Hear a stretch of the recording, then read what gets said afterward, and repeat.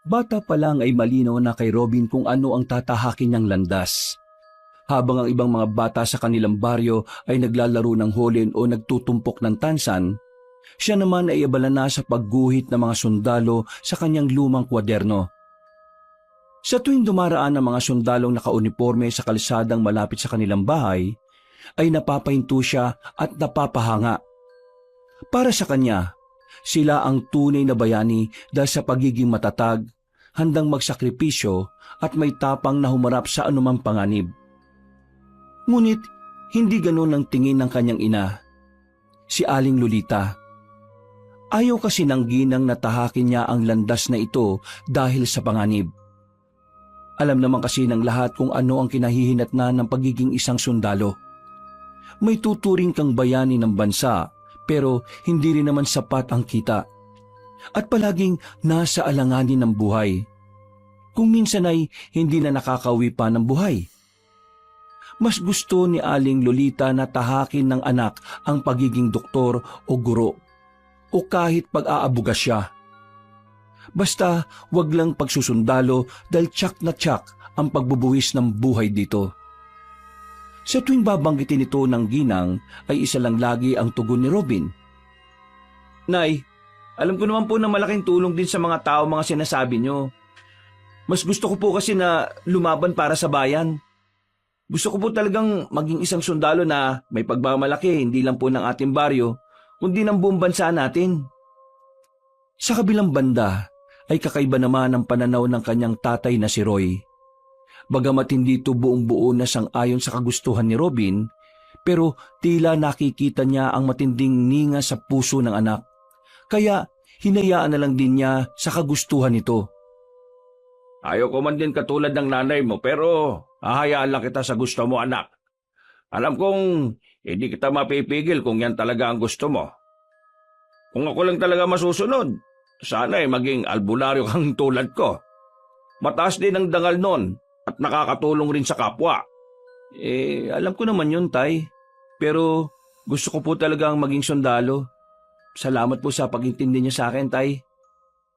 Pagkatapos ng high school, dahil alam ni Robin na hindi sasang-ayon si Nanay Lolita, kaya lihim siyang nagtungo sa kampo ng mga sundalo para mag-enroll. Ang mga kaibigan niya ay nagulat sa ginawa niyang yon. Ang ilan ay humanga, ngunit ang iba naman ay kinutya siya. Pero wala siyang pakialam sa mga nang-aasar dahil para sa kanya, wala na talagang balikan dahil ito ang landas na tatahakin niya. Matapos magpatala ng sarili, ay hindi niya kagad ito sinabi sa kanyang ina. Dahil alam niyang mariin nga itong tututol. Si Tatay Roy lang ang nakakaalam sa desisyon niyang yon. Kaya habang naghihintay ng araw, ay inilaan na muna ng Ginoo ang pagtuturo sa anak ng mga katuruang may kinalaman sa pagiging albularyo. Nang dumating ang araw na kailangan na niyang umalis sa kanilang bahay para sa unang pagsasanay, nagulat ng husto si Nanay Lolita habang si Tatay Roy ay hindi na nagulat. Bukod sa galit, ay masamang-masama ang loob ng ginang dahil sa ginawang yun ng binata. Nay, pasensya na po talaga kung kay tatay ko lang sinabi na naka-enroll na po ako sa kampo. Alam ko naman po kasing hindi niyo ako papayagan eh. Pero wag po kayong mag-alala dahil sinisiguro ko po sa inyong magiging ayos lang ako. Nay, pangako ko po yan sa inyo. Umiyak lang ng umiyak ang ginang habang inaalo-alo ni Tatay Roy. Nay, wag na po kayong umiyak. Ayaw ko pong umalis na may sama kayo ng loob sa akin. Paano ko po mapagbubuti niya ng training ko kung ganito ang iiwanan ko? Lolita, tama ang anak mo. Huwag kang magtanim ng sama ng loob dahil makakaapekto yun sa kinabukasan niya. Sa halip pagpalain natin siya para kapag nasa kampo na siya magampanan niya ng maayos yung gagawin niya ron. Bilang pag-aalo, niyakap ng binata ang ina hanggang sa tumahan yon. Makalipas ang ilang saglit, ay nag-usap na muna ng masinsinan na mag-ama. Niyakag ni Tatay Roy ang anak sa ilalim ng kanilang bahay kung saan niya isinasagawa ang panggagamot. Tay, bakit niyo po ako pinapunta rito? Meron lang akong ibibigay sa iyo, anak. Eto, tanggapin mo tong kahon na ito. Po? Ano po ba ito, Tay? Sige, buksan mo para makita mo, anak. Ganun na nga ang ginawa ni Robin. Pagbukas niya ng lumang kahon na may nakaukit na tila mga kakaibang letra, ay nagulat siya sa nakita. Tumambad sa kanyang paningin ang isang bilog na palamuting gawa sa pinakinis na bao. May ukit ng mata ng pusa sa gitna at may nakaukit na mga lihim na simbolo sa likod. Nakakabit ito sa isang itim na telang tila hindi nauupos o naluluma. Tay, ano po to? Agimat? Anak, kung talagang hindi ka mapipigil, tanggapin mo yan. Sa ating angkan, tinatawag yang matampusa. Isa yang agimat na 100 taon na ang bisa. Pero matagal lang hindi nagagamit ng ating angkan magmula pa noong ika-4 na henerasyon bago ka dumating. Meron po pala tayong gantong klase ng agimat? Kung gano'n na po katagal to, bakit ngayon nyo lang po binibigay to, Tay? Ang natatandaan ko lang noon na sinabi ng lolo ko, hindi na nila ito ginamit at hindi rin nila alam ang dahilan kung bakit.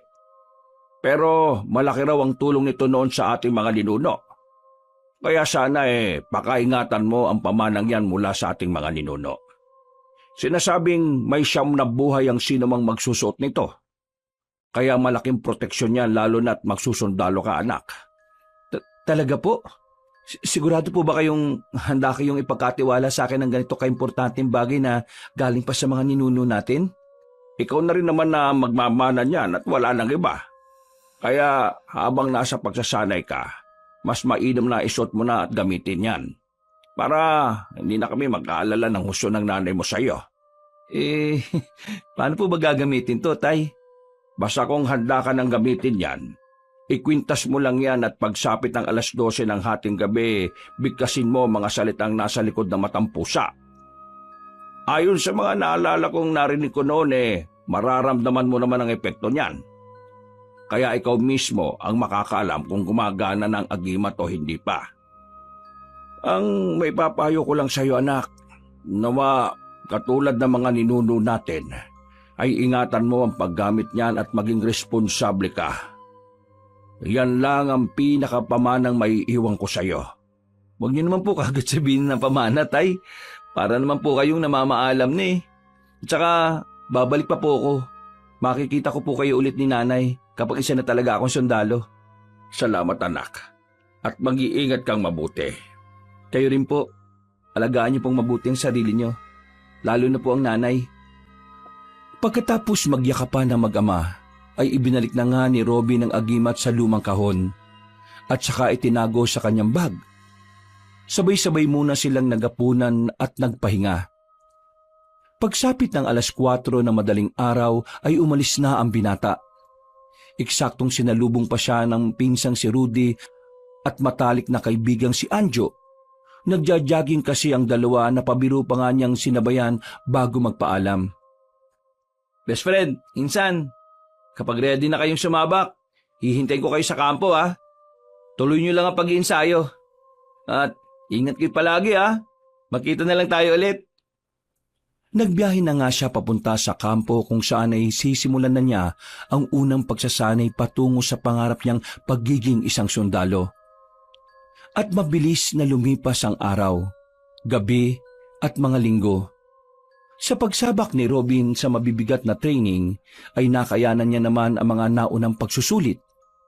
Talaga kasing pinaghahandaan niya ito, kaya ganadong-ganado siya sa bawat pagsusulit na kinakaharap sa loob at labas ng kampo. Kagad din siyang kinagiliwan ng ilang nasa posisyon dahil sa pagiging masigasig niya. Maraming nagsasabi na palagi nilang nakikita sa mga mata ni Robin ang matinding pagnanais sa propesyong yon. Ayon pa nga sa kanyang training officer na si Sergeant at Arms, tila destined siya na maging isang sundalo. Dahil sa mga compliment na ito, kaya tila mas lalong ang pinagbubuti ni Robin ang kanyang ginagawa kahit na baguhan pa lang. Linggo ng hating gabi, dahil hindi makatulog ay pasikretong kinuha ni Robin ang lumang kahon at nilabas ang agimat mula roon.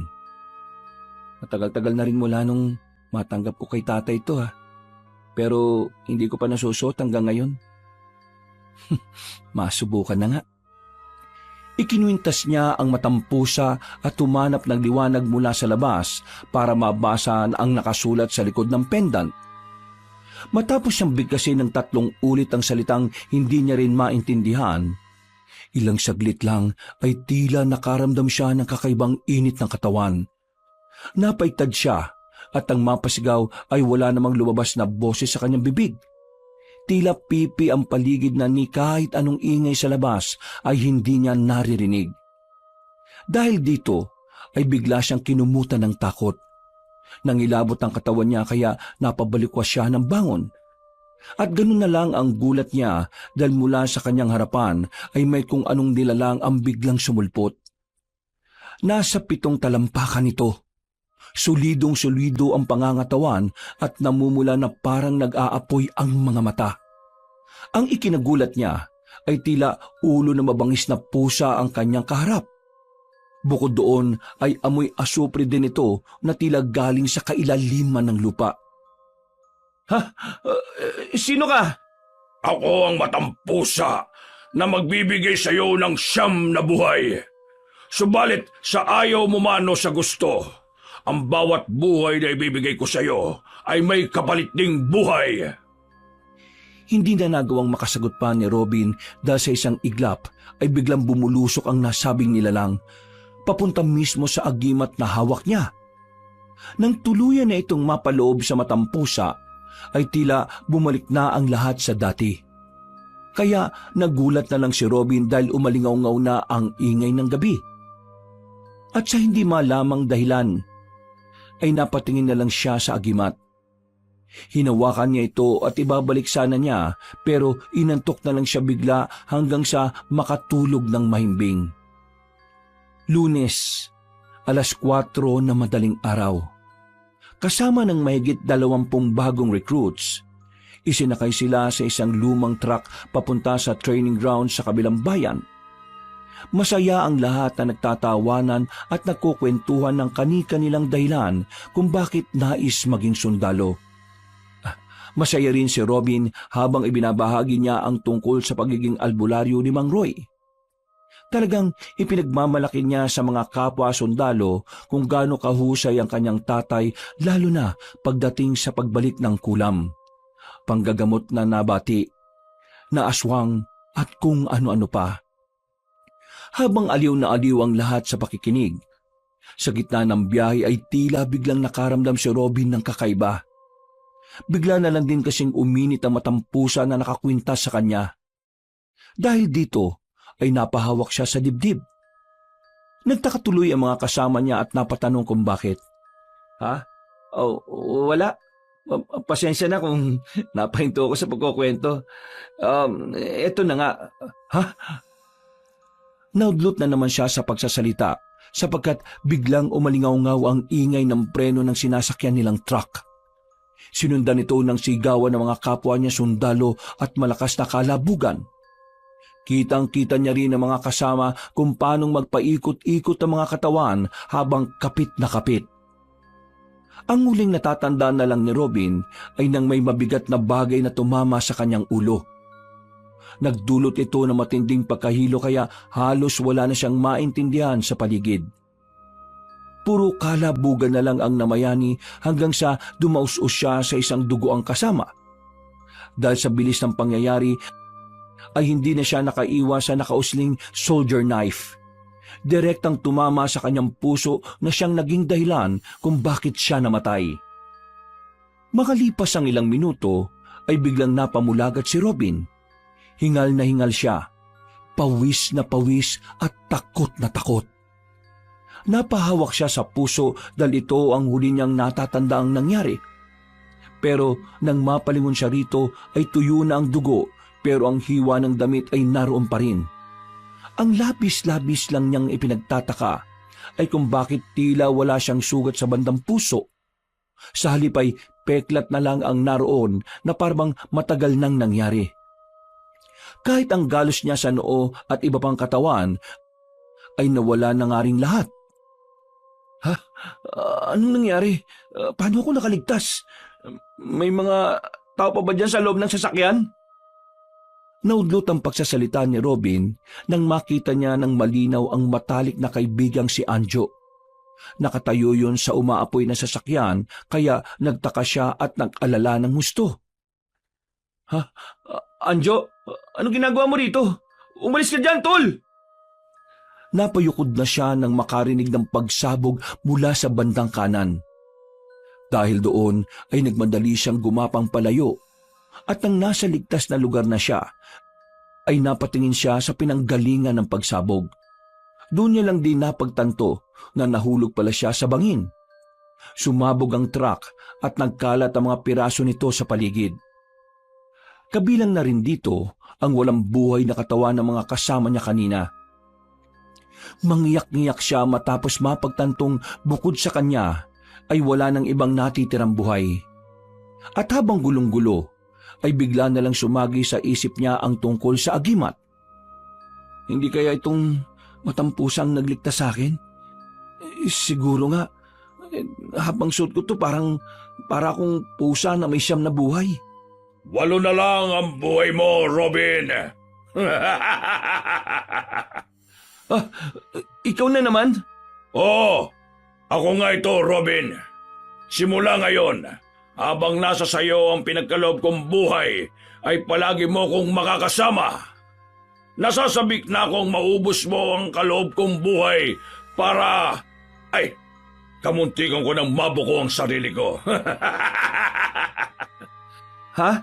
Anong ibig mong sabihin? Anong mangyayari kapag naubos ko na yung 9 na buhay? Bakit hindi mo na madaling ubusin para malaman mo kung ano ang mangyayari, Robin? Hindi na nagawang makasagot ng binatang sundalo dahil nakarinig na siya ng sigawan ng mga tao mula sa bandang itaas. Sa daang pinanggalingan nila bago dumaus-os sa bangin. Nang mapalingon siya sa pinanggagalingan ng matampusa, ay wala na ito roon. Kaya nagsisisigaw na lang siya hanggang sa makita ng mga tao. Nasagip siya ng mga rescuer na hindi rin makapaniwala na nakaligtas siya at walang kahit na anong galos. Kung titingnan kasi talaga ang kanilang binagsakan, ay imposibleng merong mabuhay. Pagdating sa kanilang himpilan, matapos masigurong okay na ang kanyang lagay, ay kaagad siyang inintoriga ng mga nakakataas. Hindi naman niya masabi na nabuhay siya dahil sa agimat ng matampusa. Sa dami ng kumausap sa kanya, ay isa lang ang naging sagot niya para maiwasan ang pagdududa. Marami ang naghinala, pero marami rin ang namangha at itinuring na himala ang nangyaring yon. Dahil tuloy dito, ay nakilala sa kampo si Robin. Marami mang natuwa sa pagkabuhay niya, pero siya ay lumong-lumo sa pangyayari. Hanggang ngayon kasi ay hindi niya pa rin matanggap na ang mga kasama niya ay wala ng lahat. Magmula na mangyari ang aksidenteng yon, ay halos gabi-gabi siyang tila dinadalaw ng mga kaluluwa ng mga yumaong kasamahan. Kaya isang gabi ay hindi na siya nakatiis pa. Umiyak siya ng umiyak at walang pakialam kahit ang marinig ng mga kasamahan. Kaya kinabukasan ay pinatawag siya ni Sergeant at Arms. Pwede tayo mag-usap ng hindi formal. Tayo lang naman na nandito eh. Isipin mo muna na mga normal na tao tayo ngayon na nag-uusap. Sir, bakit niyo po pala ako ipinatawag? Narinig ko kagabi na humahagulgol ka raw. Ayos ka lang ba? Pasensya na po sa inasal ko kagabi, sir. Hindi na po yun mauulit. Hindi mo pa nasasagot ang tanong ko. Uulitin ko ha. Ayos ka lang ba? Sir, yes sir. Sabi ko naman sa iyo, mga normal na tao tayo ngayon eh. Kaya hindi mo na kailangan sumagot muna ng ganyan. Opo sir. Ayos lang po ako. Mabuti kung ganon. Gusto mo ba munang umuwi sa inyo at magbakasyon, private padilya? Sir, bakit po? Baka kailangan mo ng pahinga dahil sa nangyari. Aminin ko po na nalulungkot ako sa mga nangyari sa mga kasama ko, sir. Hindi po ako masaya na ako lang ang nakaligtas. Pero ayos na po ako ngayon. Napaisip din po ako kagabi na malamang isa itong paghahanda dahil sa mga katulad nating sundalo. Hindi talaga natin alam kung hanggang kailan lang tayo magkakasama-sama. So, hindi mo tinatanggap ang suhestyon ko na makapagbakasyon ka muna at umuwi sa inyo? Maraming salamat po sir, pero mas gugustuhin ko pong manatili rito. Gusto kong sulitin na kasama ang mga kapwa ko sundalo. Katulad nga po ng sinabi ko kanina, hindi natin alam ang buhay.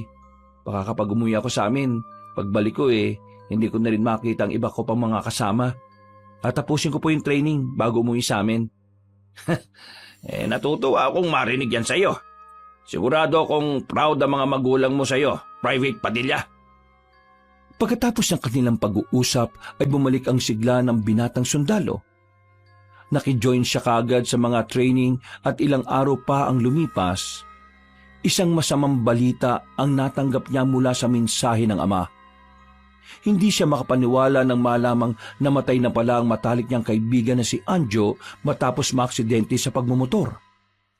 Ang mas nakakagulat ay nang malaman niyang namatay pala ang kanyang best friend nung araw din na naaksidente sila ng mga kapwa niya sundalo. Masakit din ang nangyaring yon, lalo na't di siya nakapunta sa huling hantungan ng matalik na kaibigan. Pero tinanggap na lang din niya ito katulad ng nangyari sa mga kasamahan niyang namatay sa aksidente. Kaya pala, nakita ko siya doon ng araw ng aksidente. Ibig sabihin, nagpakita sa akin ang kaluluwa niya para makapagpaalam. Ay, best friend, Anjo, salamat dahil kahit sa huling yugto ng buhay mo inalala mo pa rin ako. Huwag kang mag-alala. Pagkatapos ng training na to, pag-uwi ko sa atin, dadalaw kaagad ako sa puntod mo. Bigla rin tuloy sumagi sa isip ng binata ang tungkol sa unang sinabi sa kanya ng matampusa. Ako ang matampusa ang magbibigay sa iyo ng siyam na buhay. Subalit sa ayaw umano sa gusto, ang bawat buhay na ibibigay ko sa iyo ay may kapalit ding buhay. Nagkataon lang naman siguro to. Ayoko na nga munang mag-isip tungkol sa agimat na to. Kailangan ko na magpahinga para makapaganda sa susunod na training namin. Tahimik ang gabi sa loob ng kampo.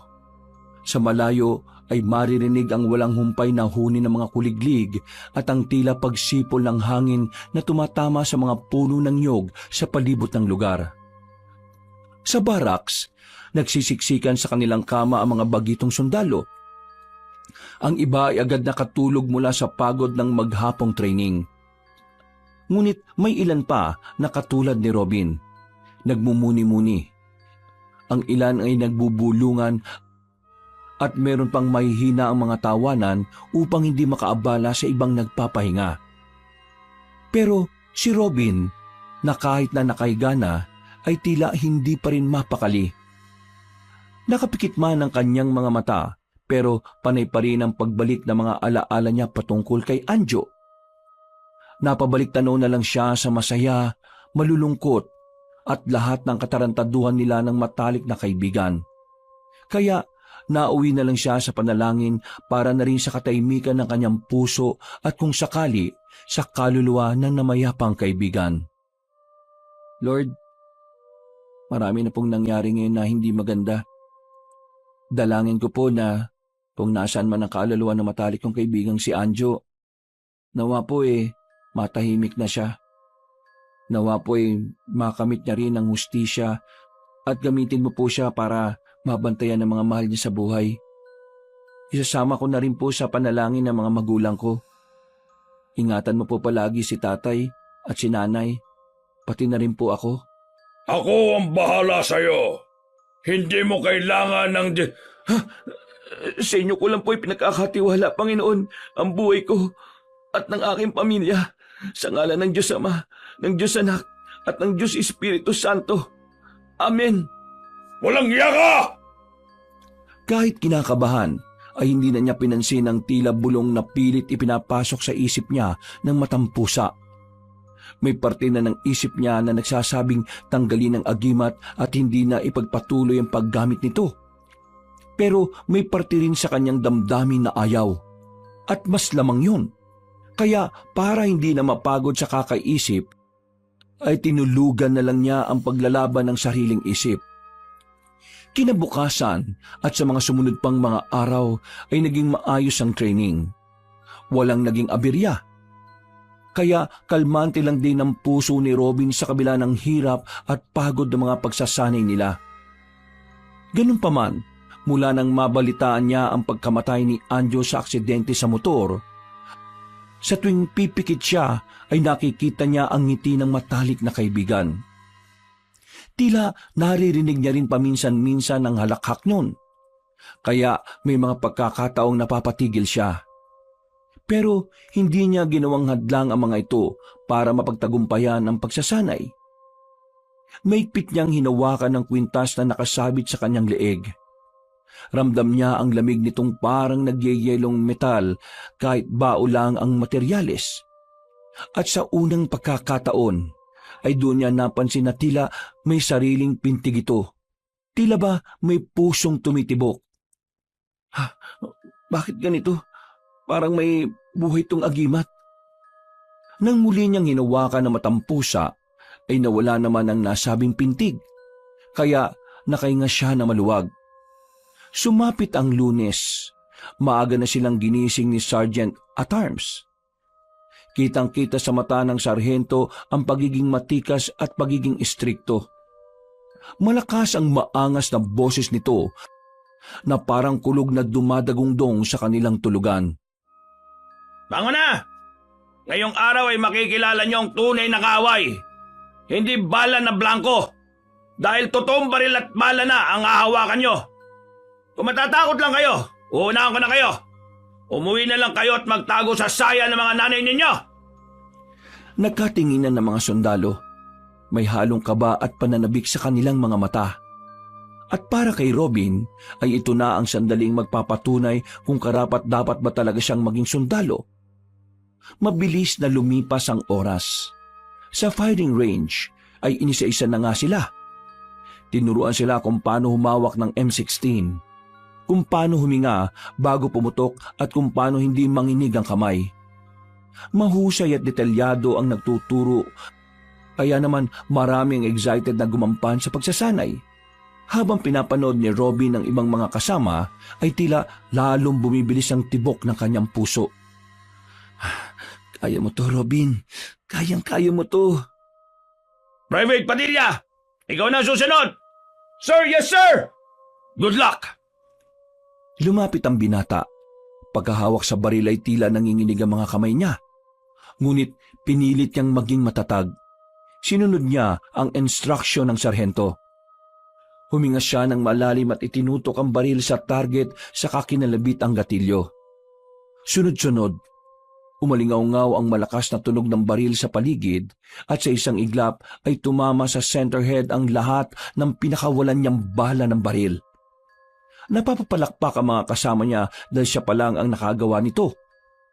Kitang-kita ring proud na proud si Sergeant at Arms sa kanyang protege. Good shot, Private Padilla. Yan ang hinahanap ko. Disiplinado at nakafocus. Bagyang napangiti si Robin at kahit papaano ay nadagdagan ng kumpiyansa ang kanyang puso. Pinuno rin siya ng papuri ng iba pang mga kasama, kaya nagalak din siya ng gusto. Makalipas ang ilang oras ay dumating ang pinakadelikadong bahagi ng kanilang training, ang paggamit ng granada. Hindi na ito simpleng practice dahil totoong pampasabog ang gamit nila. Makinig kayo. Ito ang totoong laban. Kapag sumablay kayo, hindi lang sarili nyo ang madadamay, pati mga kasama nyo. Kaya makinig kayong mabuti sa instruction kung paano gumamit ng granada at ang tamang tiyempo ng paghahagis nito. Dapat eksakto ang pagkakahagis at mabilis ang pagkilos. Higit sa lahat ay walang pagdadalawang isip. Dahil kapag nagdalawang isip kayo, siguradong patay kayo sa kaaway. Isa-isa na silang tinawag upang subukan ng granada. Habang pinagmamasdan ni Robin ang kanyang mga kasamahan, lalo siyang kinakabahan. Nakikita niyang kung papaanong pinigilan ng ilan ang panginginig ng kanilang mga kamay. May dalawang nagkamali ng anggulo ng hagis at muntikan ng masapol ang kanilang instructor. Mabuti na lang ay wala namang napaano. Private Padilla! Sir, yes sir! Ikaw naman! Ipakita mo kung gaano ka kagaling! Huwag mo akong bibiguin, ha? Sir, yes sir! Lumapit si Robin na nanginginig ang kalamnan, pero hindi nagpapahalata. Kinuha niya ang nasabing granada at tinimbang-timbang ito sa kanyang kamay. Ramdam niya ang bigat at init nito sa kanyang palad. Parang isang buhay na nilalang na handang sumabog anumang oras. Listen carefully! Pull the pin! Aim, then throw! Naintindihan mo ba, Private Padilla? Affirmative, sir! Good! Ngayon, ipakita mo sa amin ang galing mo! Huminga si Robin ng malalim. Hinila niya ang safety pin ng granada hanggang sa marinig ang maliit na click. Pagkatapos nito, ay buong lakas niyang inihagis ang granada. Ngunit sa kasamaang palad, ay nadulas ang kanyang safety shoe sa putik. Kaya ang granada, imbis na lumipad palayo, tumalbog lamang sa gilid ng hukay at gumulong pabalik sa kanilang grupo. Magsilayo kayo! Bilis! Hindi na kagad nakabangon si Robin dahil sa pagkahilo. Tumama rin kasi ang ulo niya sa isang bato at dumugo pa yon. Sobrang lapit pa naman sa kanya ng granada at tiyak na masasabugan siya. Dahil dito ay nagkagulo ang lahat at ilan ay sumigaw. Ang iba naman ay nagtulakan upang makalayo hanggang sa maging ligtas ang lahat maliban nga kay Robin. Ililigtas sana siya ni Sargento at Arms pero huli na. Sumabog na ang granada. Ramdam na ramdam ni Robin ang init at sakit ng impact ng pagsabog sa kanyang katawan. Sa gitna ng pinaghalong usok at putik, nakita pa nga niya ang pagbulwak ng kanyang tiyan matapos matamaan ng matutulis na bato. Nagulat pa nga ang mga nakakita dahil sa mga pula-pulang mantsa na nagtalsikan. Sinyales na may duguan. Ngunit maya-maya lang ay naramdaman ni Robin ang pag-init ng agimat sa kanyang dibdib. Alam niya rin sa sarili na patay na sana siya pero biglang pumintig ang kanyang puso na parang may malakas na puwersang humaplos mula sa loob. Sa isang iglap ay tila umatras sa mga pangyayari at pagkalaon ay bumagal ang paligid. Ang pag-ikot ng granada, ang pagtakbo ng kanyang mga kasama, lahat ay tila gumagalaw sa mabagal na parang pelikula. At bago pa man sumabog, isang malakas na puwersa ang tila humila sa kanya palayo. Para siyang tinangay ng hangin at itinapon sa isang gilid ng hukay. Ha? Ano yung nasaksihan kong nangyari? Buhay ako? Oo, dahil ginamit mo na ang ikalawang buhay ko, Robin. Ikaw na naman? Ano at gulat na gulat ka? Masasanay ka rin sa akin. May kasalanan ka pa sa akin, batang sundalo. Hindi mo pwedeng ipagkatiwala sa iba ang buhay mo dahil ako lang ang nagmamay-ari sa'yo. Lubayan mo na ako! E di tanggalin mo sa leeg mo ang kwintas. Ganun lang kadali. Gawin mo na! Bilis na! Hindi na nakapagsalita ang binatang sundalo dahil natakot din siya para sa kanyang buhay. Takot ka rin naman palang mamatay eh. Tandaan mo ito, Robin. Akin lang ang buhay mo. Itanim mo yan dyan sa kukote mo. Tila nawalang parang bula ang matang pusa at pagkatapos nito ay nayinig ng pagsabog ang paligid. Umalingaw-ngaw ang sigawan. Ay ganun na lang ang gulat ng mga yon dahil nasa kabila na siya. Walang gasgas, walang sugat, walang galos. Private Padilla, paano nakaligtas ka? Hindi ko alam, sir eh. Well, I'm glad you're okay. Salamat nga din talaga, sir. Pagtayo ay nakita niya mula sa likod ng mga kasamang sundalo ang pinsan niyang si Rudy. Tumingin lang yun sa kanya at biglang tumalikod. Susundan niya sana pero muli na siyang kinalabit ng sarhento para itanong ang eksaktong nangyari. Hindi kaagad nakasagot si Robin. Nanlamig na kasi ang kanyang mga kamay at biglang napaigpit ang pagkakahawak sa agimat. Ligtas man, ay kabado pa rin dahil muli na namang sumagi sa utak niya ang sinabi ng matang pusa. Ako ang matampusa, ang magbibigay sa iyo ng siyam na buhay. Subalit sa ayaw mumano sa gusto, ang bawat buhay na ibibigay sa iyo ay may kapalit ding buhay. Napa-sign of the cross tuloy siya nang wala sa oras. At dahil sa insidenteng yon, ay pansamantalang itinigil ang training. Kinahapunan, habang nagpapahinga, ay dumating si Sergeant at Arms at tinawag si Robin. Napabalikwas ng bangon ng binata dahil sa hiya. Tumayo kagad siya at sumaludo sa superior. Mukhang may sapusa ka talaga, Private Padilla. Hindi ko alam, sir. Swerte lang po siguro. May tawag ka rin sa telepono. Urgent daw. Tatay mo mismo yung tumawag. Salamat po, sir. Nagabala pa po kayo. Pwede naman pong magpapunta na lang po kayo ng ibang private. Gusto ko lang din na ma-check kung okay ka. Okay na okay ako, sir. Sige na. Pumunta ka na sa opisina. Dali-dali ngang nagtungo sa opisina ang binatang sundalo at sinagot ang tawag. Tay? Kayo na po ba ito? Oo, anak. Bakit po kayo napatawag? Urgent daw po eh. Kumusta po si nanay? Huwag kang mag-alala. Ayos naman ang nanay mo. Ayos lang kami pareho, anak. Ikaw, kumusta na dyan? Pagkatapos nung aksidente nyo ng mga kasamahan mong mga sundalo. Ayos naman po, tay. Wala naman pong ibang nangyaring kakaiba. Bakit po pala po kayo napatawag? May ibabalita lang sana ako sa'yo. Ano po yun, tay? Masamang balita po ba? Oo, anak Si Rudy, yung pinsan mo, wala na siya. Ho? Si Rudy? Paano? Ano po nangyari? Naipit siya sa barila ng mga rebelde at mga kapulisan. Papunta siya sa bayan para maghatid ng mga aning gulay. Bigla raw sumiklab yung putukan at nadamay ang pinsan mo, anak. Ayon, tinamaan ng granada. Habang nagpapatuloy si Tatay Roy sa pagsasalita, ay tila biglang nagdilim ang paligid ni Robin. Dito na kasi unti-unting nagsisink in sa kanya ang tungkol sa bisa ng agimat ng matampusa. Parang madudurog ang puso niya dahil isa na namang matalik na kaibigan at pinsan ang pumanaw ng walang kalaban-laban. Para siyang nanghina at nanlabo ang kanyang paningin. Lahat ng ingay sa paligid ay tila nawala. Tanging pintig ng puso niya ang naririnig. Anak, nakikinig ka pa ba? Tay? Opo. Nagulat lang po ako eh. Kaya pala nakita ko siya kaninang umaga. Ha? Nakita mo siya? Saan? Wala po. Kailan daw po siya ililibing?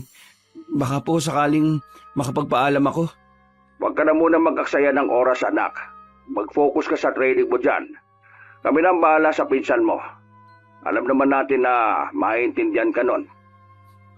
Sige po, tay. Pagbaba ng telepono ay mangiyak-ngiyak na naman si Robin. Muli niyang naalala ang lahat na masasayang araw nila ng matalik na pinsang si Rudy. Ang mga hapon ng paglalaro nila ng basketball sa lumang court. Ang mga gabing nagkukwentuhan sila ng mga pangarap. Si Rudy na laging nandyan kapag kailangan niya ng kasama. Si Rudy na nagsakripisyo upang tulungang siyang makumpleto ang kanilang mga gawain sa bukid. Matapos maalala mga yon, ay hindi na napigil ni Robin ang pagtulo ng kanyang mga luha. Sa loob ng barracks ay nakatalukbong siya ng kumot habang umiiyak ng tahimik.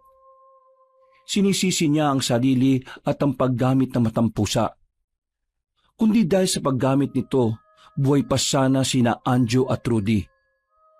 Kaya pala'y tinago to ng mga ninuno namin. Dapat siguro hindi ko na to gamitin. Para wala nang mapahamak sa mga mahal ko sa buhay. Tatanggalin na sana niya ang agimat pero natigilan din siyang bigla.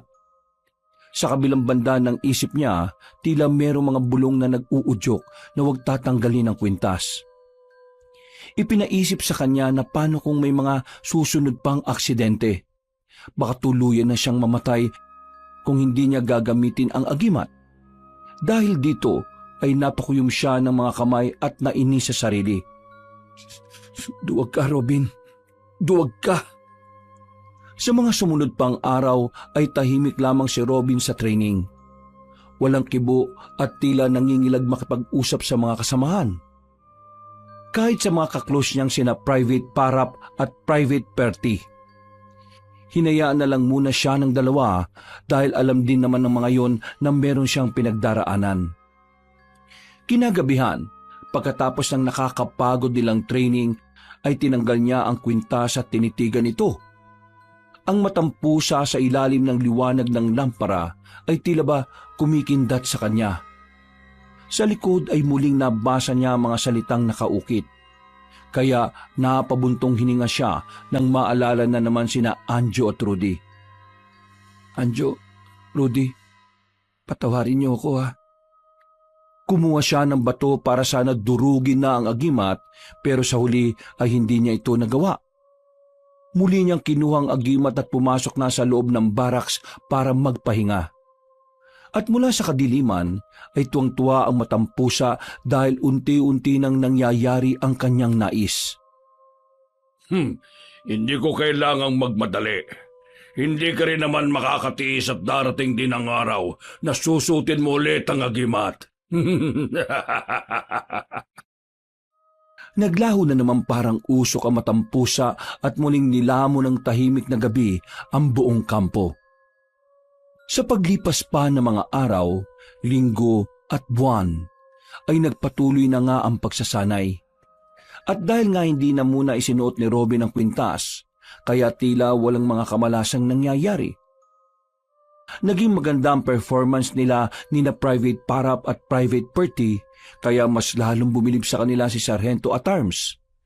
Nang matapos na ang buong pagsasanay ay laking tuwa nga nila dahil sila ang nangungunang grupo.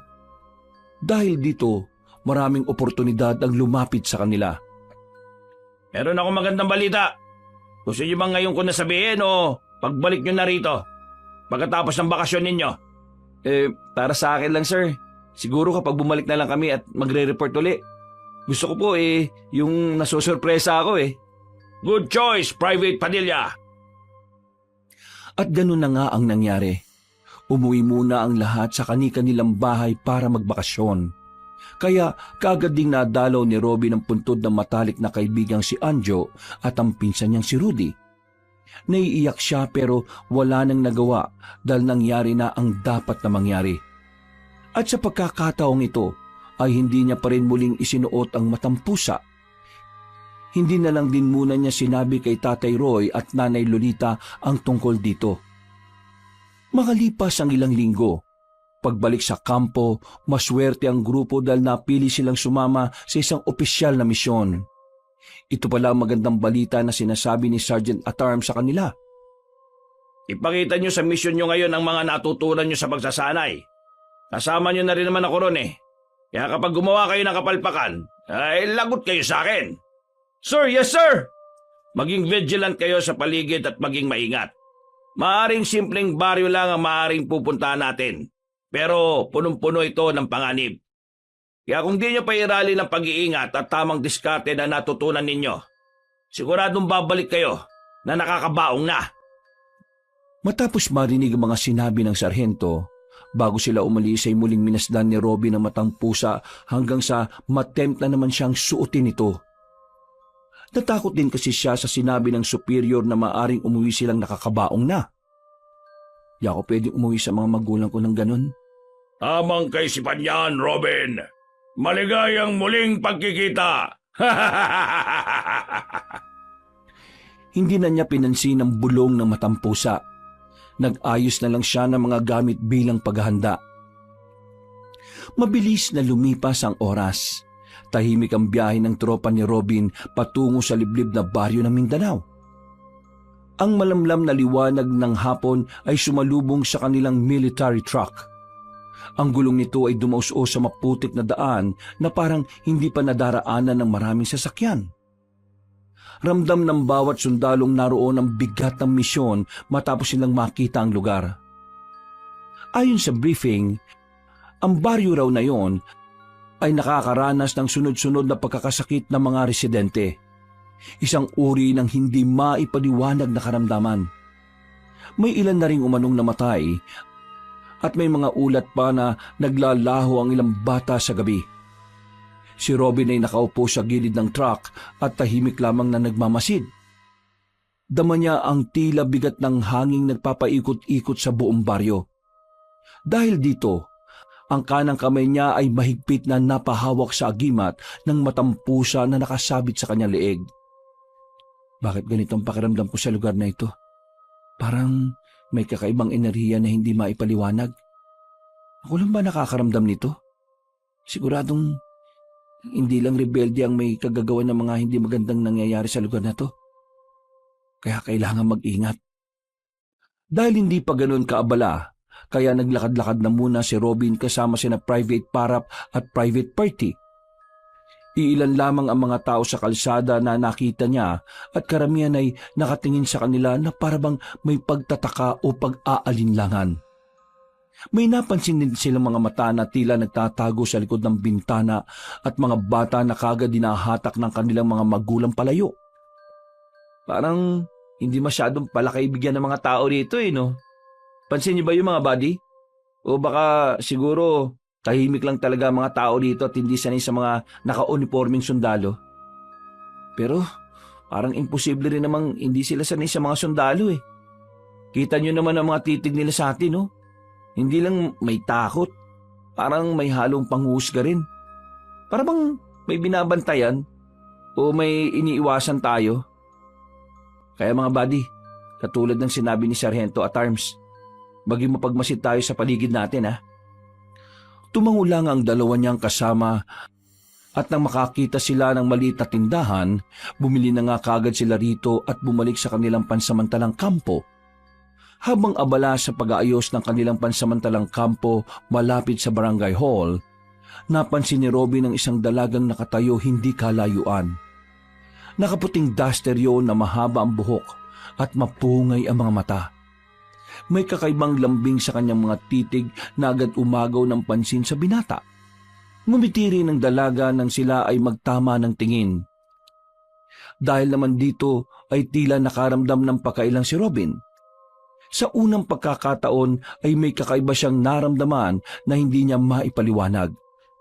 Nahihiya siya na hindi maintindihan, lalo na ng pasimpleng kumaway ang nasabing dalaga. Bakit naman kumaway pa yun? Para naman tanga pakaway-kaway pa. Private Robin! Bakit ngumingisi ka na mag-isa dyan, ha?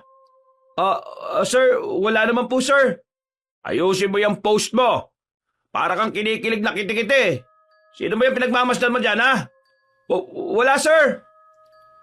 Mabuti na lang din talaga ay nawala na ang mayuming dalaga at hindi na ito nakita pa ng sarhento. Dahil doon ay umismid na lang ang Ginoo at pagkatapos ay sinabihan na muna siyang tumulong sa iba na nagsiset up. Nang matapos na, kinagabihan ay nagpahinga na muna kaagad ang grupo. Nang nakaiga na si Robin ay napahawak siya sa agimat at muling inalala ang itsura ng magandang babae na nakita kanina. Okay yung ngiti niya. Sino kaya siya? Sana magkita kami ulit. Mukhang malapit lang naman siya rito sa kampo Nakatulog nga siya kaagad na may ngiti sa labi at ilang saglit pa, walang ano-ano ay napabalikwas siya ng bangon. Merong kasing umalingaw-ngaw na alulong. Marami rin silang nagising at nagulat dahil sa nakakakilabot na alulong na yon. Kahit ang mga kasama niyang sina Private Parap at Private Perty ay nangilabot din katulad niya. Doon pa naman sa amin, kapag may mga umaalulong na aso, ibig sabihin may kinukuwang buhay. Huwag naman sana na merong kunin ngayon. Tinuwanan lang siya ng mga kasama dahil karamihan sa mga yon ay laking syudad at hindi naniniwala sa mga ganoong klase ng pamahiin. Kinabukasan, hindi nga nagkamali ng hinala si Robin. Merong ngang namatay na isang taga-baryo dahil sa malubhang sakit. Dahil dito, ang mga kasama nila sa medical team ay nagsagawa na kaagad ng libreng check-up sa lugar. Sa ganitong paraan kasi malalaman o matutukoy kung ano nga ba talaga ang sanhi ng pagkakasakit ng mga tao sa lugar.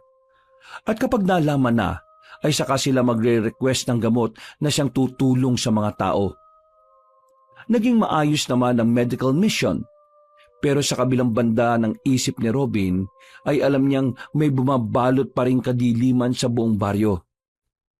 Sa kanilang lahat kasi ay parang siya lang ang nakakakita nito sa ibabaw ng buong baryo. Ano ba yung madalas mong pinagmamasdan sa langit, Private Padilla? Sir? Wala po, sir. Anong wala? Iyalos met maya kitang nakikitang nakatingala dyan eh. Ano kasi, sir? Medyo weirdo tong sasabihin ko. Nakikita niyo rin po ba yung nakikita ko sa ibabaw ng baryo? Ha? Langit siyempre. Nakikita ko yung langit. Ano, sir? Meron kasi ako nakikitang parang itim na ulap na bumabalot. Nako, Private Padilla. Wag na wag mong ipagsasabihan sa ibang superior dahil sigurado papauwiin ka. Pasalamat ka't sa akin mo lang sinabi to. Sige na, magtrabaho ka na. Wag na natin pag-usapan to. At ayaw ko na rin marinig ang mga ganitong kalokohan ha. Sir, yes sir. Ganun na nga ang ginawa ng binatang sundalo. Hindi na lang niya pinansin ang mga kakaibang nakikita sa baryo sa tulong ng agimat na suot niya. Ginampanan niya na lang ang trabaho nila at sa mga sumunod pang araw, nagpatuloy ang medical mission pero marami pa rin ang lumalala ang sitwasyon. Hanggang ngayon din kasi ay hindi pa matukoy ng mga ekspertong doktor na kasama nila kung ano ang pinanggagalingan ng sakit na kumakalat sa buong lugar. Sumabay pa ang pagtatangka ng ilang rebelde na kaagad din nilang napigilan. Kinagabihan, matapos ang mahabang araw ng pagtulong sa mga residente at pakikipagpulong sa barangay captain na si Ginoong Dennis Alidap, nagpaikot-ikot si Robin sa paligid upang makilala pa ang baryo. Doon niya muling nakita ang dalagang madalas niyang mapansin, si Mariel, na nakaupo sa gilid ng poso at nag-iigib ng tubig. Sinamantala niya ang pagkakataong sila lang ang taong sa nasabing lugar. Nilapitan niya ang dalaga at dali-daling kinausap. Magandang gabi. Magandang gabi rin. Ako si Private Padilla at Robin ang pangalan ko. Magandang gabi ulit, Robin. Ako naman si Mariel. Ikinagagala kitang makilala. Ako rin, Mariel. Tulungan na kita dyan kung gusto mo. Wala naman akong ginagawa ngayon eh. Naku, nag-abala ka pa? Hindi naman. Tumulong na agad si Robin at nagpatuloy sila sa pag-uusap patungkol sa mga bagay-bagay. Mabilis silang nakapagpalagayan ng loob at sa dami ng kanilang tinalakay ay nalaman nga ng binatang sundalo na lumaki si Mariel sa baryo at bihira itong umalis. Siya raw ang nag-aalaga sa kanyang lola Zoraida na may sakit. May lambing at hiwaga sa bawat salita ng dalaga. Para bang sinadya ng tadhana na magtagpo sila sa ganoong lugar at sandali. At sa mga sumunod pa na araw, palaging hinahanap ng mga mata ni Robin si Mariel.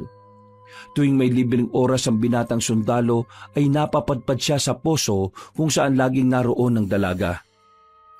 Unti-unting nagiging masigla ang kanyang mga araw sa kabila ng mabigat na misyon. Ngunit kasabay ng unti-unting paglalapit nila ni Mariel ay ang lumalalang kalagayan ng baryo. Sunod-sunod kasi ang mga pagkakasakit ng mga tao. Ang iba'y nilalagnat na matindi. Hindi na makabangon at ang ilan naman ay bigla na lamang nawawalan ng malay at hindi na nagigising. Hindi na talaga normal ang sakit na ito. Parang nilalason ng mga tao ng paunti-unti. Paano parang nilalason? Nakikita ko kasi sa kadiliman ng langit sa baryo. Ha? Oh, wag mo na lang pansinin yung sinabi ko. Gusto ko lang sabihin na mag-ingat ka dahil hindi ligtas ang lahat. Ang ilan nga rin sa mga sundalo na kasama namin nahahawa na sa sakit eh. Pero huwag kayong mag-alala dahil ginagawa ng mga kasama naming ekspertong doktor ang lahat. Sa mga susunod na araw siguradong may madidistribute ng mga gamot. Sana nga. Nakakabahala na kasi talaga eh. Natigilan na sila sa usapan dahil merong nagradyo ng emergency. Samantalang iniwan ni Robin si Mariel sa igiban. Tumulong muna siya sa mga kasama sa pagpigil sa mga rebelding dumating. Habang nakikipagsagupa sila, ay may nakitang isang matandang babae si Robin mula sa hindi kalayuan. Nilapitan niya yon para dalhin sa ligtas na lugar.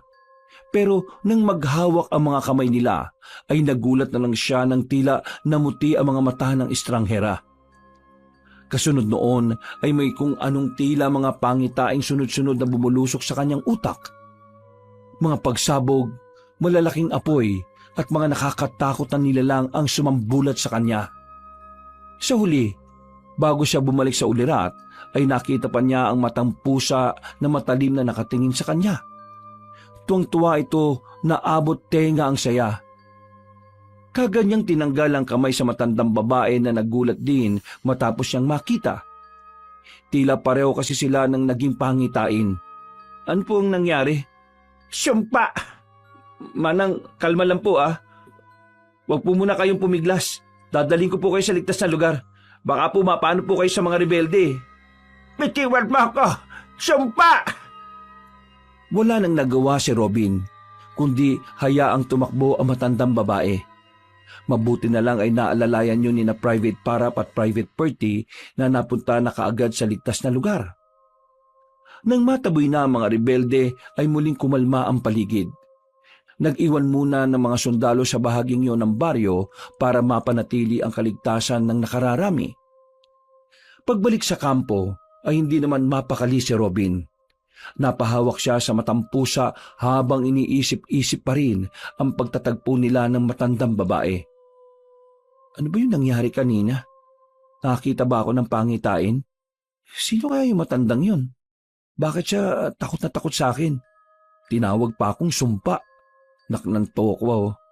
Ayoko na nga isipin muna yun. Sumasakit na talaga yung ulo ko. Natulog na nga siya ng mahimbing hanggang sa muli na namang dumalaw ang isang panaginip. Ito yung patungkol sa pangitaing una niyang nakita noong maghawak ang mga kamay nila ng misteryosang matandang babae.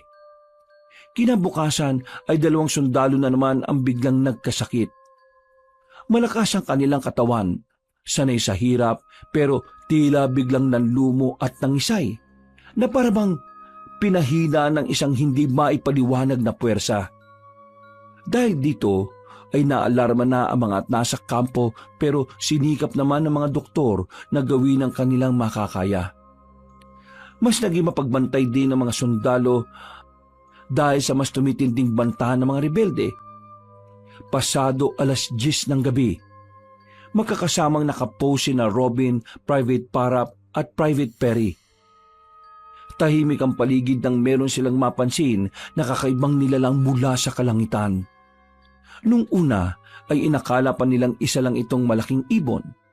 Pero nang tumagal ang titig nila ay ganun na lang ang gulat nila dahil hindi yun mukhang hayop, kundi mukhang halimaw. Bumulusok yun sa mga kapunuan at sinundan ng kahulan ng mga asong tila takot na takot.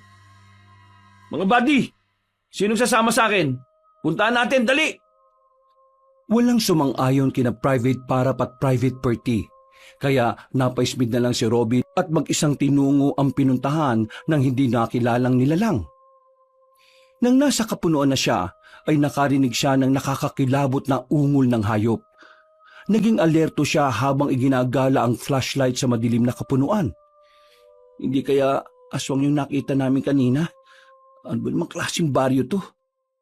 Kundi pinupupog ng sakit, sinasalakay naman ng mga rebelde. Tapos ngayon, may tila pagala-gala pa na aswang. Punong-puno talaga ng kadiliman ng lugar na ito eh. Eksaktong pagkasabi niya noon ay nakarinig siya ng malakas na sigaw ng babae.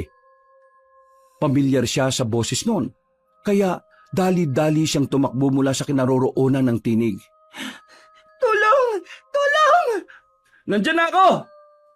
Nang makita ni Robin ang kinaroroonan ni Mariel, ay nagulat siya. Tila sugatan kasi ang dalaga na parang may kung sinong kumalmot sa kanyang braso. Kagad niyang nilapitan ang umiiyak na dalagang takot na takot, habang iginagala sa iba't ibang dako ang flashlight. Mariel, ayos ka lang ba? May malaking ibon! Sinalakay ako ng malaking ibon! Nasaan? Hindi ko alam kung nasa nagpunta. Umalis na tayo rito! Sige, tara! Inalalayan niya kagad ang dalaga palayo sa lugar na yon. Pagbalik nila sa kinaroroonan ni na Private Parap at Private Perty ay nakahinga naman ng dalawa ng maluwag. Kagad nilapatan ng gamot ang mga sugat ng dalaga at binendahan ito. Ano ba kasi ginagawa mo ron, Banda Mariel? Anong oras no? Nasa labas ka pa? Hindi kasi ako nakapag-igip kaninang hapon. Akala ko may laman pa yung mga imbak ko eh. Pero pagtingin ko kanina, butas pala yung drum na pinag-ipunan ko ng tubig. Kumuha lang naman ako ng isang balde kasi malapit doon yung pusuhan tapos yun na nga, sinilakay na ako ng malaking ipon. Parang hindi ibon yung nakita namin kanina eh. Anong ibig mo sabihin? Basta, sigurado kami na hindi isang ibon yon. Pero, maiba tayo. Gusto mo bang balikan natin yung sinasabi mong inigib mo? Naku, wag na kayo mag-abala. Baka mamaya maging hadlang pa ako sa trabaho nyo. Babalikan ko na lang yun bukas at uuwi na ako. Oo, sige. Pero ihatid kita sa inyo. Huwag ka nang tumanggi ah. Hindi na nga umalma ang dalaga. Sinamahan na siya ni Robin hanggang sa bahay nila. Nang pabalik na ang binatang sundalo, ay napadaan naman siya sa bahay ng estrangherang matandang babae. Ito yung ginang na una niyang nakainkwentro sa unang pagsalakay ng mga rebelde. Nagulat siya at napahinto dahil muli silang nagkita. Nakatayo ang matandang babae sa tapat ng kubo nito at nakatingin sa kanya na matalim. Ikaw yun, di ba? Pwede ko bang malaman ang pangalan niyo, Manang? Shaming ang pangalan ko. Aling Shaming, ikinagagalak ko po kayo makilala. Ako naman po si Private Padilla. Tawagin niyo na lang po akong Robin. Sasamantalin ko na po habang nandito na rin naman ako. Pasensya na po sa bala pero itatanong ko lang po sana sa inyo yung tungkol sa nangyari nung nakaraan. Umalis ka na sa lugar namin. Ikaw ang may dala ng sumpa sa baryong ito. Kaya umalis ka na. Ano po bang ibig niyong sabihin? Hindi na sumagot si Manang Shaming. Pakalabog na lang siya nitong sinarhan ng pinto. Kaya napabuntong hininga na lang siya ng malalim bago balikan ng mga kasama. Wala namang ibang kakaibang nangyari hanggang sa matapos ang kanilang duty. Ganon rin ang mga pangyayari at tila palaisipan pa rin sa binata ang mga ganap. Kinagabihan ay muling nagpatrolya si Robin sa paligid ng baryo. Malayo siya sa madalas na mga kasamang sina Private Parap at Private Perty. Madilim at walang buwan, ngunit sa di kalayuan ay nakakita siya ng figura ng isang babae. Sino na yan nandyan? Sundalo ako, kaya huwag ka matakot. Ako si Private. Ha? Naudlot na siya dahil biglang mabilis na tumalon mula sa kapunuan ang nasabing babae. Kaya nagulat siya ng husto. Doon niya tuloy napagtanto na hindi yun ordinaryong babae lang. Napaisip siya na posibleng ito yung halimaw o aswang na nakita nila kagabi na nasa anyong ibon. Anak ng titing oh, may aswang nga sa lugar na to. Posible nga kaya na ang aswang na yun ang dahilan ng pagkakasakit ng mga tao at ilang sundalo? Kaya rin siguro hindi matukoy ng mga eksperto ang pinagmumulan ng sakit ng mga mamamayan eh. Sinundan niya ang nasabing nilalang hanggang sa makarating na siya sa mga kabahayan. Napatingala siya nang tumalo ng halimaw sa bubong ng isang bahay patungo sa isa pa. Napakabilis ng galaw nito na halatang hindi talaga ordinaryong tao ang pagkilos. Binilisan niya rin upang masundan pa ito. Ginamit niya ang lahat ng natutunan sa training, pati ang tamang pagkontrol sa hininga upang hindi madaling mapagod. Pero mas mabilis pa rin ang nasabing nilalang. Bigla na lang yung nawala pagdating niya sa dulo ng eskinita. At sa hindi na namang inaasahang pagkakataon ay nakasalubong niya si Mariel. Nakasuot ito ng puting duster gaya ng dati. Ngunit pawisan at tila hinihingal. Mariel? Robin? Anong ginagawa mo dito sa ganitong oras? Nagigip ka na naman ba? Ang lola Suraida ko kasi nahihirapan siyang huminga. Ha? Ganun ba? Kung ganun, sasama ako sa inyo. Dali na natin siya sa kampo para magamot. Hindi na nakakalakad ang lola ko eh. Magpapunta ka na lang sana ng mga manggagamot. Ganun ba? O sige, babalik ako sa kampo para tumawag na manggagamot. Bibilisan ko, kaya umuwi na kayo sa inyo. Salamat. Gusto pa sana magtanong pa ni Robin, ang kaso ay nagmamadali na sila. At nang magtama ang kanilang mga mata, ay parabang nakaramdam siya ng matinding pag-ibig sa dalaga. Hindi niya rin alam kung bakit, pero para siyang inaakit ng mga tingin nito. Nagulat na lang siya at tila natauhan ng maramdaman ng pag-init na matang pusa. Kaya habang pabalik sa kampo ay napapahawak siya sa agimat at napapatanong sa sarili. Nakita niya rin bigla ang isa sa mga malalapit na sundalong si Private Hood, pero bigla rin itong nawala. Hindi na lamang niya pinagtuunan yun ng pansin dahil madalas naman kasing ganun yun lalo na kapag abala sila. Ngayon na lang ulit uminit tong agimat ng matang pusa. Sa palagay mo, bakit nga kaya uminit ang aking agimat, Robin? Ikaw na naman. Nagkita tayong muli. Alam mo na ba ang ibig sabihin nito? Anong ibig mong sabihin? Wala namang aksidenteng naganap ah. Paano kung magagamit ulit yung agimat? Nakakatawa lang talaga kayong mga tao. Bulag na bulag kayo sa ipinapakitang magaganda ng mundong ito. Kaya kayo madaling nalilin lang eh.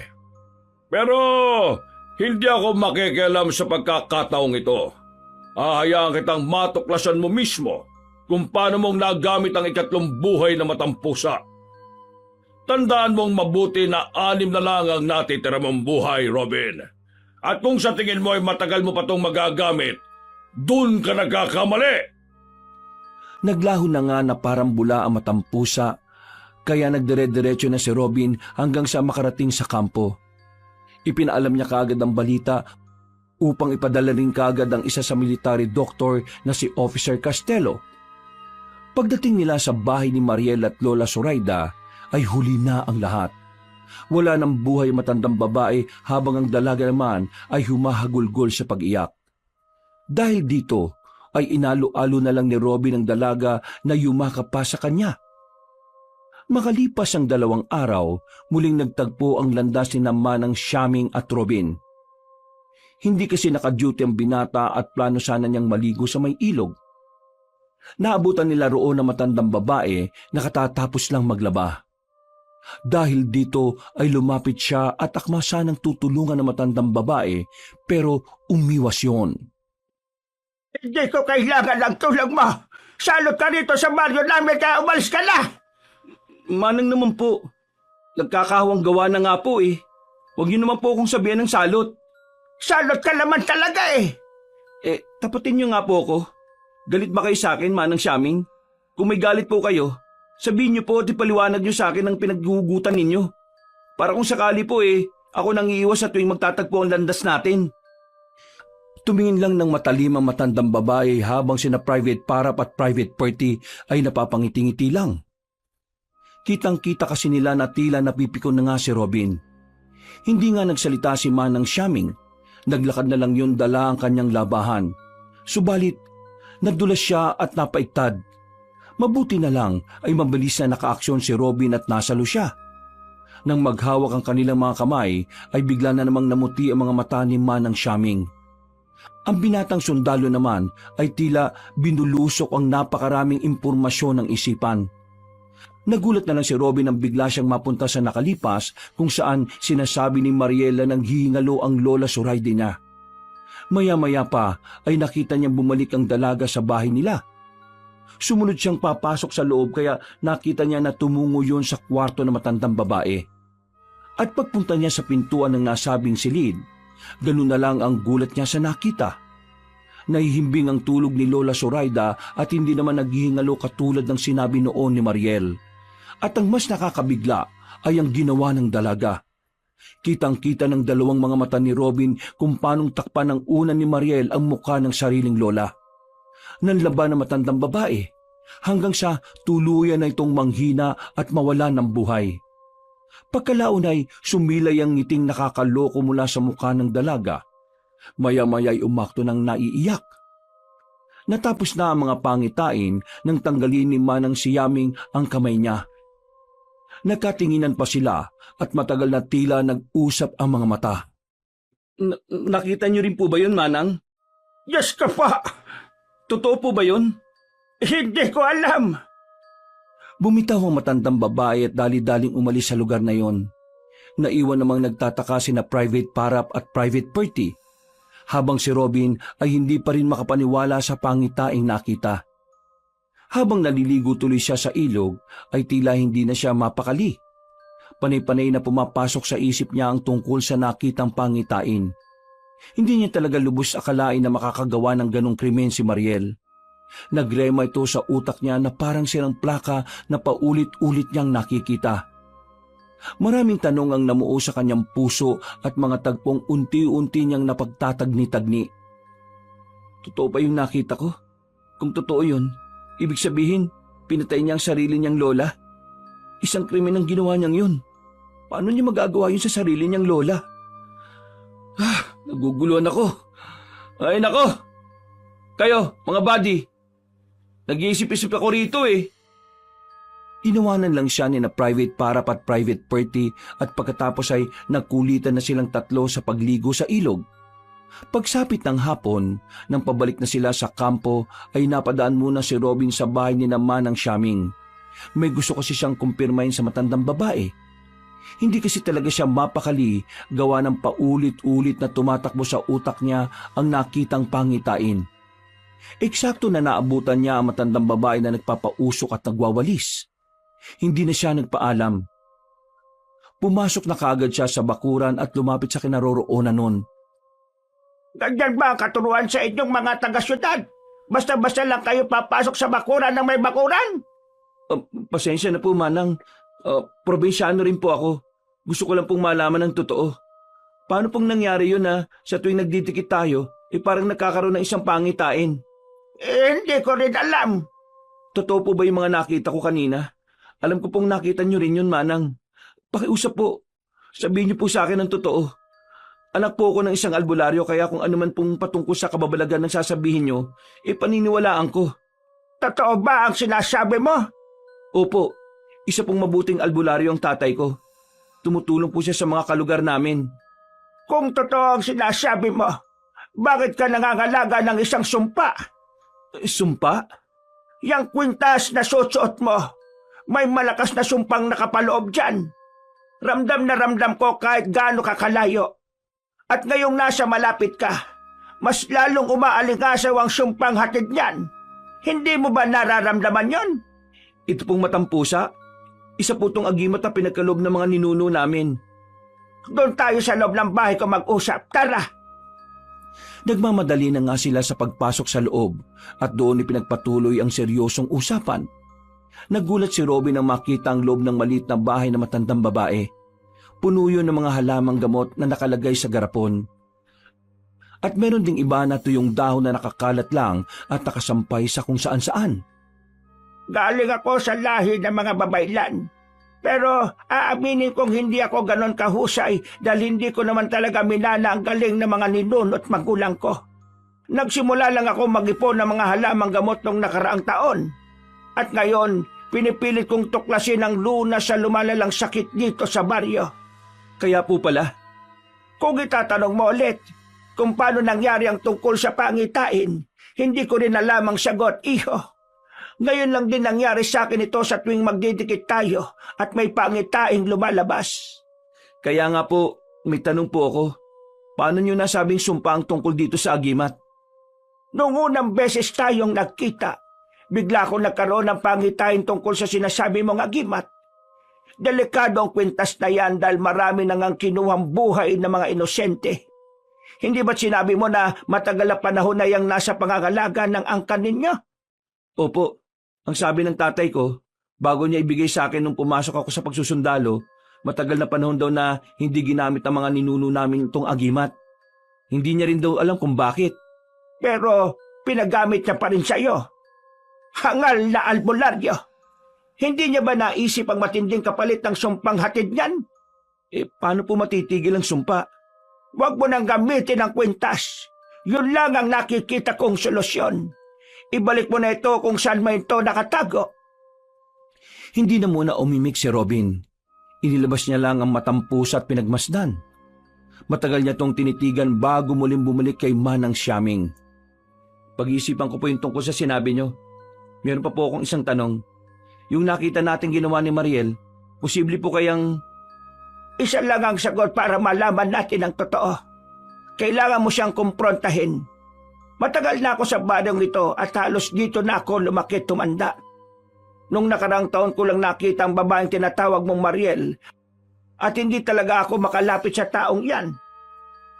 Naniniwala po ba kayo na si Mariel talagang pumatay sa lola niya? Hindi ka pa rin ba naniniwala sa pangitain natin? Noon pa man, may kakaiba na akong nararamdaman sa kanya dahil simula nang dumating siya rito, unti-unti nang tila dumidilim ang kalangitan ng baryong ito. Kung ganun po, nakikita niyo rin po yung nakikita ko sa ibabaw ng baryo? Oo, sinyalis yun na may puwersa na kanilimang namamayani sa lugar na ito. At malakas ang hinala ko na may kinalaman talaga ang babaeng yon. Sa palagay niyo po ba, may kinalaman si Mariel sa masamang nangyayari rito sa baryo? Kahit po yung paglaganap ng sakit? Tama, pero hindi natin malalaman yan kung pareho lang tayong nakatunganga rito. Kung meron kang naiisip na hakbang, sabihin mo lang sa akin at baka meron akong maitulong. Pero binabalaan na kita dahil kailangan nating kumilos ng hindi nalalaman ng nakararami. Hindi ordinaryo ang nangyayari rito sa baryo. Kaya mahihirapang paniwalaan ng iba ang tungkol dito. Mas mabuti kung tayo lang munang makakalam ng mga hakbang na gagawin natin. Naintindihan ko po. Salamat sa mga sinabi niyo, Manang. Napakalaking tulong po nito sa akin at sa kapakanan ng baryo. Simula ngayon ay mas lalo ka nang mag-ingat. Opo, kayo rin po. Pagbalik ni Robin sa himpilan ay abala na ang mga kapwa niya sundalo. Bukod kasi sa pagsalakay na naman ng mga rebelde ay mas tumaas din ang bilang ng mga sundalong tinamaan ng sakit. Ang mas nakakalungkot pa nga ay dahil merong namatay na isa na malapit sa kanya na si Private Hood. Nanlulumo man ay wala na silang magawa para makapagluksa. Bakit pati si Buddy Hood? Napakabait ng taong yun at napakalakas. Paanong sa isang klase ng sakit lang mamamatay siya ng ganun? Hindi naman siya namatay dahil sa sakit. Ha? Anong ibig mo sabihin? Namatay siya kapalit ng ikatlumong buhay. Umalingaw-ngawang malademonyong halakhak na matampusa na biglang naglaho sa kadiliman. Dahil doon ay tila napabalikwas ng bangon si Robin. Sa kanya rin napagtanto na nasa barracks nga pala siya kasamang iba pang kapwa sundalo. Dahil sa pangyayari ay nag-abiso ang nasa itaas na pansamantala silang lumikas para hindi maapektuhan ang lumalalang sitwasyon sa baryo. Nagtataka lang din ang karamihan dahil parang walang aksyon mula sa kinauukulan patungkol dito. Hanggang sa makakumpirma na nga ni Robin ang totoo. Nakausap niya kasi si Sergeant at Arms at sikretong sinabi sa kanya na hindi pala ipinararating sa labas ng baryo ang tungkol sa nagaganap dito sa loob. Pero, Sir at Arms, paano po mga mamamayan kung aalis tayo dito? Mamamatay na lang po ba sila sa sakit na hindi man lang nalulunasan? Naiintindihan ko naman ang sentimiento mo, Private Robin. Pero sumusunod lang tayo sa protocol. Kung ganun po iiwan natin ang mga kapwa natin sundalo na naapektuhan ng sakit. Akala ko po ba walang iwanan? Hindi po ba itong isa sa moto ng mga sundalo? Pero bakit ngayon po labag yun sa sinumpaan nating tungkulin ang gagawin natin? We need to follow the orders. And that's final, Private Robin. Mamayang gabi na ang huling duty nyo. Nina Private Parap at Private Perty. Maliwanag? Kapag di kayo bumalik dito sa tamang oras, may iwan kayo. Sir, yes sir! Pagka-dismiss ay umalis kagad ang Ginoo habang si Robin naman ay napasuntok sa pader dahil sa inis. Inaalala niya rin kasi ang mga taong natitira sa baryo. Kung aalis sila at wala nang maiiwan ng medical team, siguradong kawawa lalo na ang mga bata. Paano na sila manang si Aming, si Mariel, at ang iba pang mga nasa baryo? Diyos ko po, tulungan mo kami rito. Diyos ko! Mabilis na lumipas ang oras. Habang nakatalaga sa barangay hall ay nakarinig ng malakas na sigaw si Robin mula sa labas. Agad siyang tumakbo na sinundan ni na Private Parap at Private Perty. At mula sa hindi kalayuan ay nakita nilang may isang bata na walang malay sa gilid ng kalsada. Nanlilisik ang mga sugat sa leeg nito na parang may matatalas ng ngipin na lumapa. Aswang ang gumawa nito at sigurado ako ron. Nakita ko na siya nung nakaraang gabi pa eh. Ilang gabi ko na siyang sinusundan-sundan. Hindi pa man natatapos ay nakita na nga nila ang sinasabing aswang. Sumulpot kasi yun at tumalon mula sa punong nasa kanan nila. Gulat na gulat sina Private Parap at Private Perty sa nakita.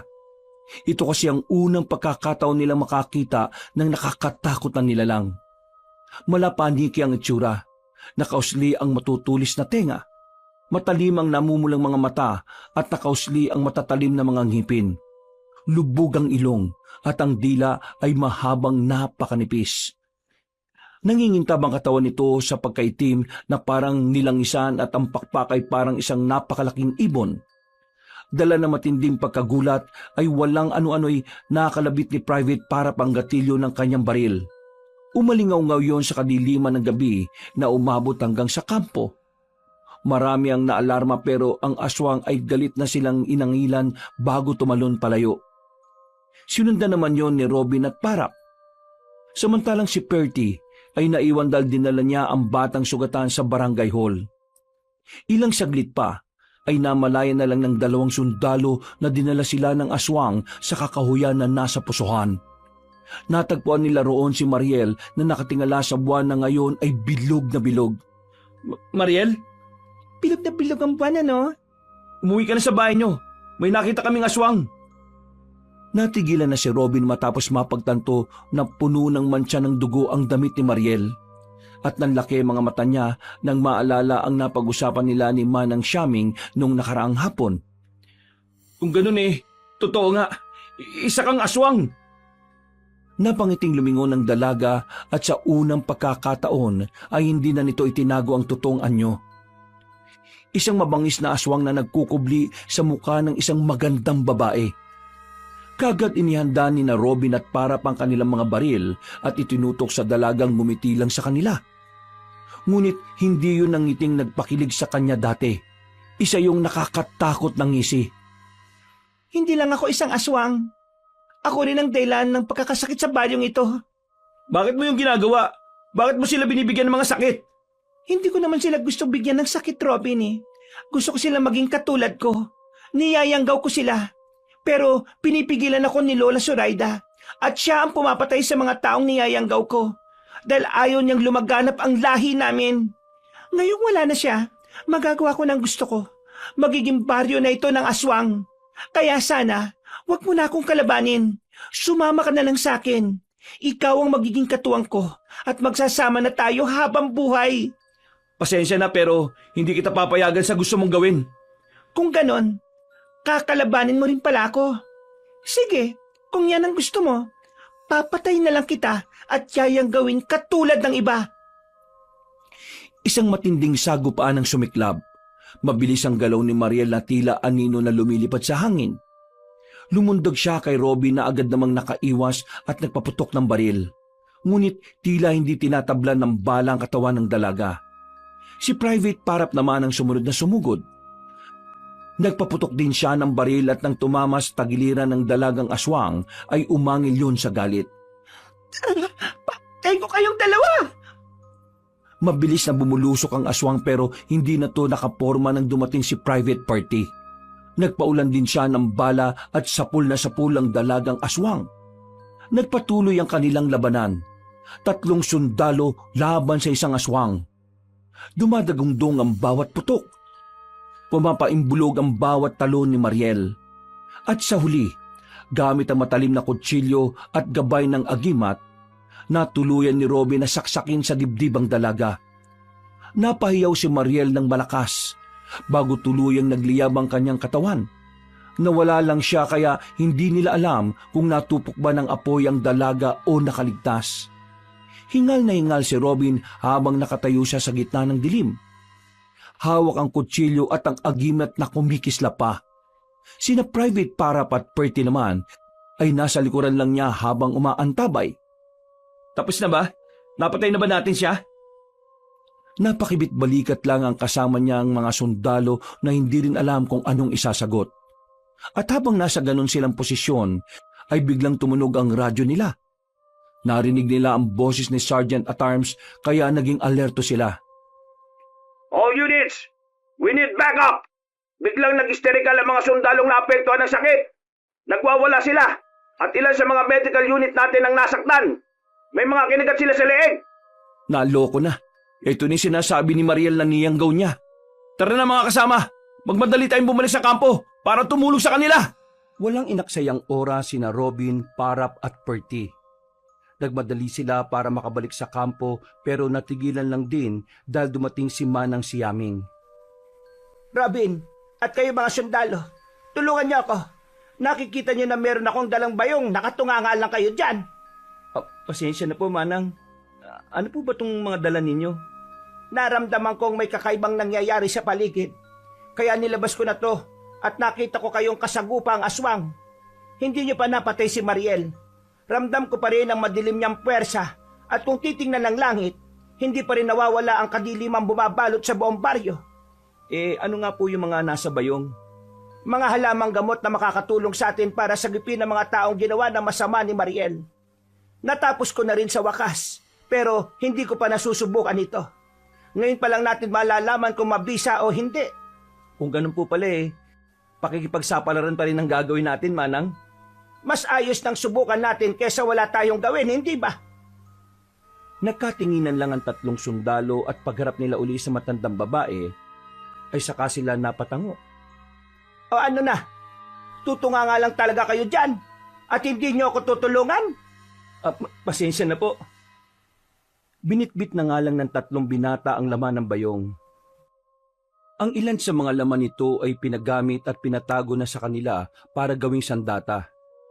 Sinabi niya rin ang mga paggagamitan ng mga yun. Wala na nga silang inaksayang oras. Gamit ang military tricycle nila ay tinahak na nila ang daan papunta sa kampo. Pero hindi naging madali ang lahat. Dahil nang mapadaan sila sa ilang kabahayan, ay may sumalubong sa kanila na tatlong kalalakihan. Binubusinahan na sila ni Private Parap na siyang nagmamaneho ng tricycle. Pero tila bingi ang mga yon na mas lalo pang humarang. Ang problema ng mga yan? Posibleng ilan lang sila sa mga nayanggaw ni Mariel. Nagkalat na rito sa bayan ang nabigyan niya ng sakit kaya hindi malayong isa ang tatlong yan. Ano pong gagawin natin? Hindi natin sila pwedeng sagasan dahil siguradong masasaktan sila. Gamitin niyo ang mga binigay ko sa inyo. Yung nasa pinakamaliit na garapon ay buksan niyo. Dinurog yan na dahon ng talampunay. Ang talampunay ay mabisang panlaban sa aswang. Kaya kapag sinabo yan sa mga yan, ay tsak na manghihina sila. Hindi po ba sila mamamatay? Kung kapalaran nilang mamatay, hindi na natin yon hawak, Robin. Gawin mo na ang sa tingin mong tama.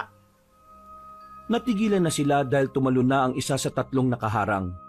Dali-dali namang iniliko ni Private Parap ang sasakyan nila pero nagulat silang lahat dahil may pang-apat pang nayanggaw na sumulpot mula sa maliit na eskinita.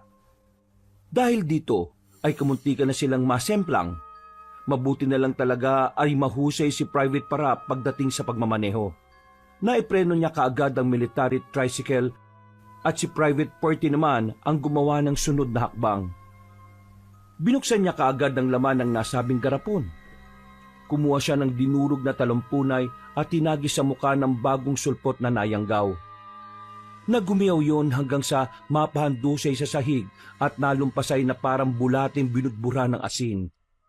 Nagulat sila sa nasaksihan pero kinabahan din ng husto si Robin dahil baka mamatay ang kaawa-awang lalaki. Bumula lang ang bibig noon at nahihirapang tumingin sa kanila. Tila humihingi ng tulong na iligtas siya sa pagkayanggaw. Huwag kang mag-alala. Gagawin ko ang makakaya ko para maibalik kayo mga taga-paryo na niyanggaw na walang hiyang babaeng yon. Papalapit na yung tatlo. Maganda na kayo! Hindi na hinintay pa ni Private Perty na makalapit ang tatlong nayanggaw. Siya na mismo ang bumaba sa sasakyan at nilapitan ng mga yon. At walang pag-aalinlangang sinabuyan ng dinurog na talampunay. At katulad ng nangyari sa nauna, ay nangisay din ng mga yon habang nakahandusay sa sahig. Pagkatapos ay minaniobra na ni Private Parap ang sasakyan. Babalikan ko kayo! Pangako! Maraming salamat po, Manang. Salamat po sa pagtulong niyo sa amin at sa mga taga-baryo. Huwag ka muna magpasalamat dahil hindi pa tapos ang laban. Kung tutuusin ay nagsisimula pa lang ito. Kaya magpakatatag din kayong tatlo. Mahaba-haba pa ang gabi at ang labanan. Humarurot na nga si Private Parap hanggang sa makarating sila sa kampo. Malalim na ang gabi nang muling nakabalik si Robin, Parap, Perty at Manang Siaming sa loob ng kampo. Medyo pagod na ang katawan ng tatlong sundalo matapos ang mahaba at delikadong lakad mula sa bundok. Ngunit ang pagod ay agad napalitan ng kaba at pagkataranta nang masilayan nila ang nakakabinging kaguluhan sa loob mismo ng kanilang kuta. Ang dating tahimik na mga barracks na dati rin ay tinitirhan ng mga sundalo, ngayon ay nababalot ng ingay ng sigawan, pag-iyak at mga utos ng mga nakatataas. Sa malayo ay tanaw nila ang makapal na usok na tumatakas mula sa isang gusali. Ang infirmary kung saan inilalagak ang mga may sakit na sundalo. Anong nangyari dito sa kampo? Kapag hinayaan nating mamayani ang kadiliman, ganito ang sasapitin ng lahat. Mga kasama, kailangan nating iligtas kung sino ang dapat na iligtas. Private Padilla! Private Parap! Private Perty! Sir! Mabuti at nakabalik na kayo kagad. I'm glad you're all okay.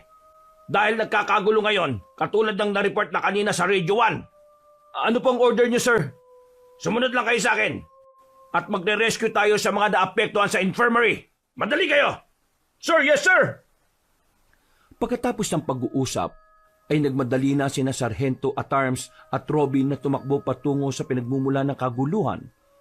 Ang kanilang malalakas na tinig ay halos nalunod sa ingay ng apoy at sigaw ng mga tao. Ngunit malinaw pa rin ang kanilang determinasyon na makapagligtas ng buhay. Kasunod nila sina Private Parap at Perty na parehong may hawak na rin ng mga baril at iba pang panlaban sa Nayanggaw. Habang si Manang Siaming ay mahigpit na nakayakap naman sa kanyang lumang bayong na siyang gagamitin sa paglulunas ng mga apektado ng sumpa ni Mariel. Teka, bakit may kasama kay matanda? Sino nagpasundo sa sibilyang yan? Sir, makakatulong po sa atin si Manang Siaming. Makakatulong? Baka lalo lang yan makasagabal sa atin doon. Baka ikaw pa ang makasagabal. Mamang sundalo na walang alam sa mundo. Kung hindi ka komportable na kasama ko, ikaw ang huwag sumama. Hoy, Lola, hindi porke matanda ka hindi kita papatulan. Pasalamat ka talaga at may sitwasyon ngayon dito. Private Padilla, Parap, and Perty, saan nyo ba nadampot ang isang yan, ha? Bawin nyo na nga yan. Ikaw ang umuwi sa saya ng nanay mo. Sutil kang sundalo ka. Huwag na po kayo magtalo dahil hindi po ngayon ang oras para dyan. Sir, magtiwala po kayo sa akin. Malaking tulong po sa atin ngayon si Manang Siaming. At kung makasagabal man siya sa atin, ako mismo ang magpapalis sa kanya. Pero hindi po siya magiging sagabal. Ako na po nagsasabi sa inyo. Sumang-ayon din sina Private Parap at Perty kaya napaisbid na lang ang sarhento at nagtuloy-tuloy na sila. Habang papalapit sila ay unti-unting lumilinaw ang tanawin. Ang infirmary ay kalahati na ang nababalot ng apoy. Ang bubong nito ay naglilib na ng husto. Habang ang ilang sundalo ay pilit inaapula ang apoy gamit ang tubig mula sa mga drum at tabo. Ngunit higit pa sa apoy ang nakakapangilabot na eksena dahil ang mga sundalong dating nakaratay sa sakit, ngayon ay tumayo at gumagala-gala sa paligid na parabang wala na sa sariling katinuan o pagkatao. Ang kanilang mga balat ay nangingitim. Ang mga mata ay nanlilisik at kumikislap sa mapulang liwanag. Ang ilan ay gumagapang. Ang iba naman ay nakatayo na tila walang sakit. Ngunit lahat ay may iisang ekspresyon. Pagkagutom, galit at pagnanasa sa sariwang dugo at karne ng tao. Ang lala nito, Manang. May ideya ba kayo kung anong nangyayari? Yes, sir. Kung ganon, anong nangyayari sa mga sundalong yan? Para silang sinaniban ng masamang espiritu. Hindi yan basta sanib lang. Sila ay mga Nayanggaw. Si Mariel ang dahilan ng lahat ng ito kung bakit ang mga taga-baryo at ang ilang sundalo ay Nayanggaw. Nayanggaw? Ano yun? Ibig sabihin, ginamitan sila ng espesyal na laway ng aswang para mahawa sa pagiging aswang.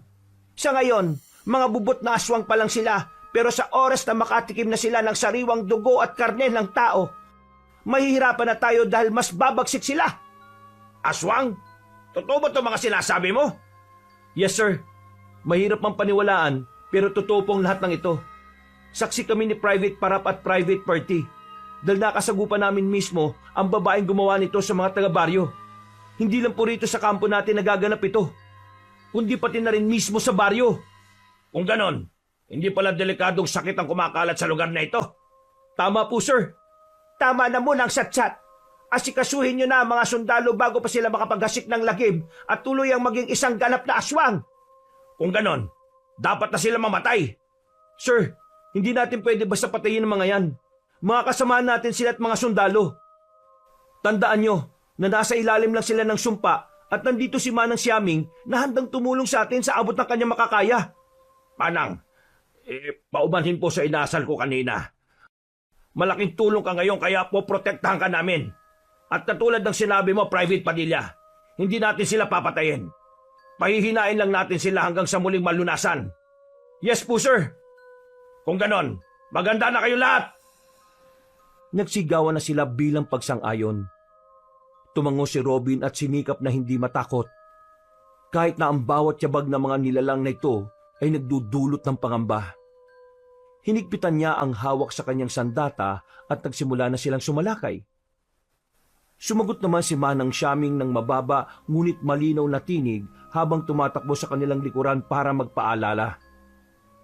Mga sundalo, hindi sila lubusang nawala sa kanilang katinuan. Ang katawan nila ay nilamon ng sumpa, pero kaya ko silang gamutin. Kailangan lang ninyo silang pabagsakin. Huwag niyong hayaang makalapit sa akin hanggang matapos ko ang ritual. Pagdating nila sa harap ng infirmary, sinalubong agad sila ng 3 nayanggaw na sundalo. Ang una ay mabilis na sumugod. Ang kukunon ay mahaba at kumikislap na parang nagniningning sa apoy. Handang punitin ang sinumang madaanan. Umamba si Robin at sinalubong ang galaw ng sundalong nayanggaw. Sa isang mabilis na iwas ay tumagilid siya at itinulak ang katawan nito. Gamit ang buong lakas ng kanyang balikat. Napahandusay ang nayanggaw, ngunit agad din bumangon na parang walang naramdaman. Mga kasama, sa hita! Binibigyan ko kayo ng pahintulot na sugatan sila sa hita! Madali kayo! Sir, yes sir! Kagad nga silang sumunod sa utos. Binaliktad ni Robin ang baril at gamit ang bandang lagayan ng magasin ay hinampas niya ang binti ng sundalong nayanggaw. Dahilan para tuluyang bumagsak yon sa lupa. Habang pumapalag ang iba, ay mabilis namang sumugod si Sergeant at Arms at pinilipit ang mga braso ng iilan. Pinulupot ang sinturon upang hindi na makagalaw hanggang sa tumalima na ang mga yon. Samantala, ay may 2 nayanggaw pa ang lumapit. Ang isa ay tumalon kay Private Parap, ngunit maagap siyang nakailag at itinulak yon pabalik gamit ang pagsipa. Si Private Party naman ay halos mahulog ng muntikan ng siyang kagatin sa leeg ng isa pa, ngunit nahila siya ni Robin sa oras. Muntik na siyang mabitag ngunit hindi nila hinayaang bumigay. Pagtayo ni Private Party ay hinagisan niya kaagad ng dinurog na talampunay ang sundalong nayanggaw. Kitang-kita ni Sargento at Arms kung paano mangisay na parang bulatin binudburan ng asin ng sundalo. Gulat na gulat siya dahil ito ang unang pagkakataon na makakita siya ng ganon. Anong nangyari sa kanya? Ang sinabi ng tauhan mo ay isang uri ng halamang gamot na kinatatakutan ng mga aswang. Kung ganap siyang aswang, kapag sinabuyan siya nito, ay tsak ang kanyang kamatayan. Paano yung sundalo? Baka mapahamak. Huwag ka mag-alala dahil hindi siya mapapano. Dalhin niyo na sa akin ang lahat ng mga napataliman niyong nayanggaw. Pagkatango ng sarhento ay tumulong na rin siya sa pagkuha sa mga nayanggaw ng mga sundalo. Patuloy naman ang pag-apula ng apoy ng iba. Nang nasa tapat na ang karamihan sa biktima ng nayanggaw, ay tumango si Manang Siaming at inilipag ang kanyang bayong sa lupa. Mabilis niyang inilabas ang mga dahon ng sambong. Abo mula sa sunog na uling at ilang bote ng langis na may matapang na amoy. Habang pinapahid ito sa noon ng mga nayanggaw, ay nagbibigkas siya ng mga sinaunang orasyon. Para lang siyang bumubulong ng hangin, ngunit ramdam ng lahat ng normal na tao sa buong paligid ang kilabot. Dala ng bigat ng pinakakawalan niyang kapangyarihan. Ngunit hindi natapos doon ang lahat. Dahil mula sa likuran ng infirmary ay lumabas pa ang mahigit lagpas 10 nayanggaw. Lahat ay sabay-sabay na umatungal. Ang kanilang mga sigaw ay nagpatigil sa isang sundalong nag-aapula ng apoy. Ang ilan ay natakot at napatras, habang ang iba naman ay pilit na nagtatapang-tapangan, ngunit halatang nanginginig ang mga kamay. Private Parap! Private Party! Samahan niyo ako sa harap! Kahit ano mangyari, huwag nating hayaang makalapit ang mga yan kay Manang Xiaming! Ako, sir, ano pong gagawin ko? Mayroong kakasama ni Manang. Protect her at any cost! Sir, yes sir! Tumakbo na nga sina Sergeant at Arms, Private Parap at Perty na pinigilan ang mga papasalakay pang nayanggaw. Sumusundot-sundot din ang pagtulong si Robin. Pero mas priority niya ang kaligtasan ni Manang Xiaming na patuloy pa rin sa ginagawa nito. Mabilis na sumalubong sina Parap at Perty. Pinagsabay nila ang 2 hampas ng baril at ang pagsaboy ng dinurog na talampunay. Isa ang tumama sa balikat, dahilan para mapatigil ang paglusob ng unang halimaw. Ang ikalawa naman ay nakaiwas, ngunit nasangga ito ni Sergeant at Arms na may hawak na bakal na pamalo. Tumama ang matibay na palo sa dibdib nito at napatras ito ng bahagya. Pinagsasabuyan na nila lahat ng mga nandoon hanggang sa humandusay na lang din. Ilang minuto pa ang lumipas, ang paligid ng infirmary ay naging parang larangan ng digmaan. Ang mga nayanggaw ay hindi tinabla ng karaniwang atake ng ilang sundalo na tumulong at walang alam sa nangyayari. Bawat hampas, palo o suntok ay tila hindi nila nararamdaman. Ngunit unti-unti sa tulong ng taktika ni Sergeant at Arms, natutunan nilang pabagsakin at kontrolin ang galaw ng mga ito nang hindi kinakailangang patayin o saktan ng husto. Si Manang Xiaming naman ay walang tigil sa kanyang panggagamot. Isa-isang bumabalik ang kulay ng balat ng mga sundalo, matapos siyang pahiran at bigkasin ang kanyang mga dasal. Ngunit ramdam na ramdam ni Robin na tila napapagod din ang matandang babae.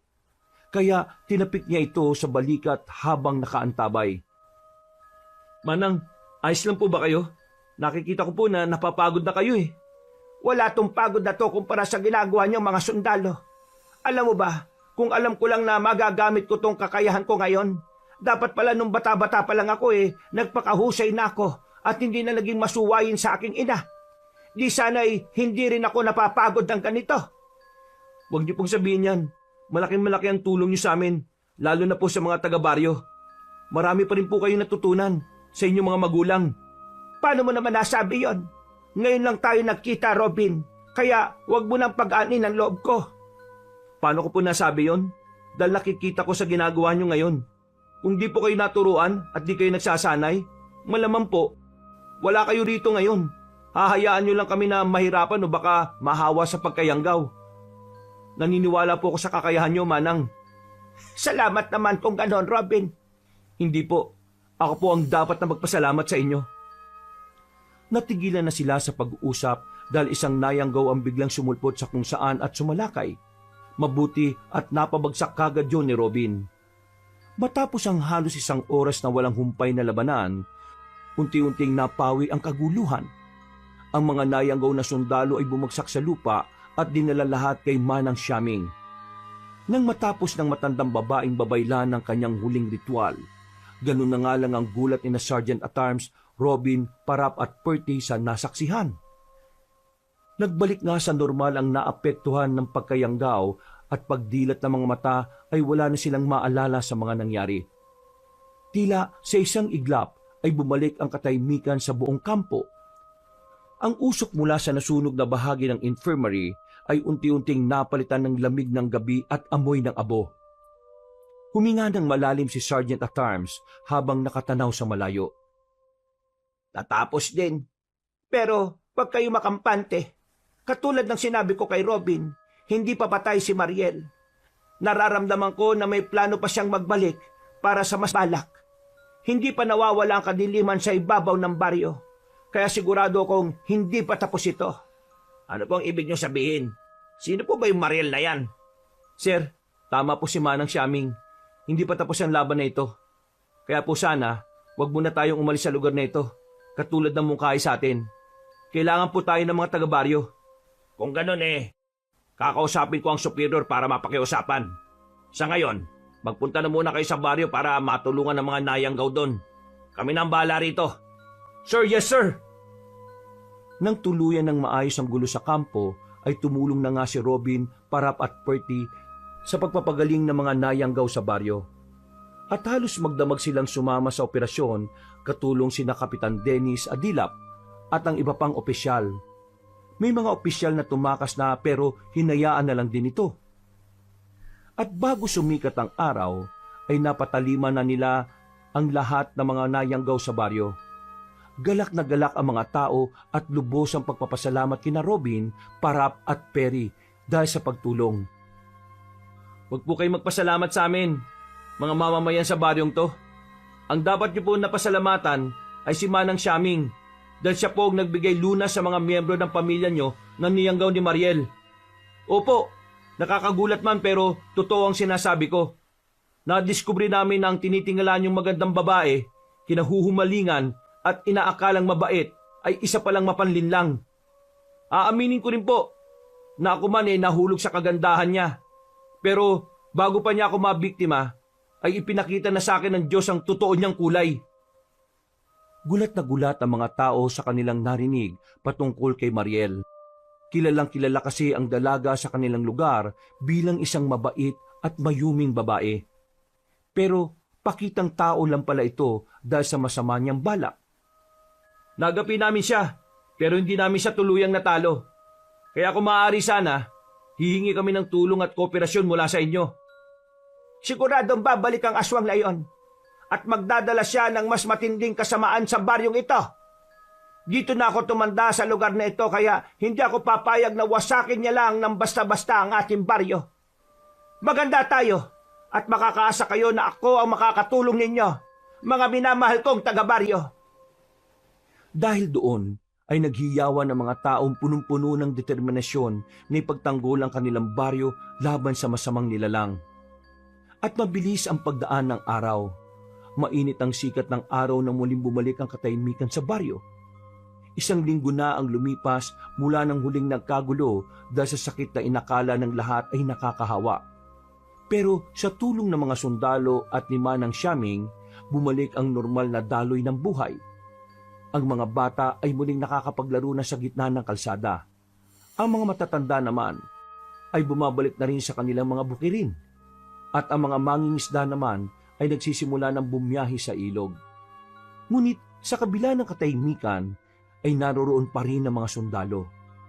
Ang ilan ay pinauwi na ng kanilang commander, ngunit nanatili roon ang grupo nila Sergeant at Arms kasama sina Private Padilla, Private Parap at Private Perty.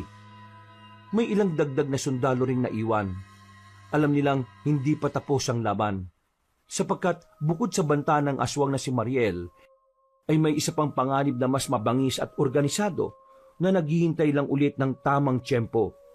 Ito ay walang iba kundi ang mga rebelde.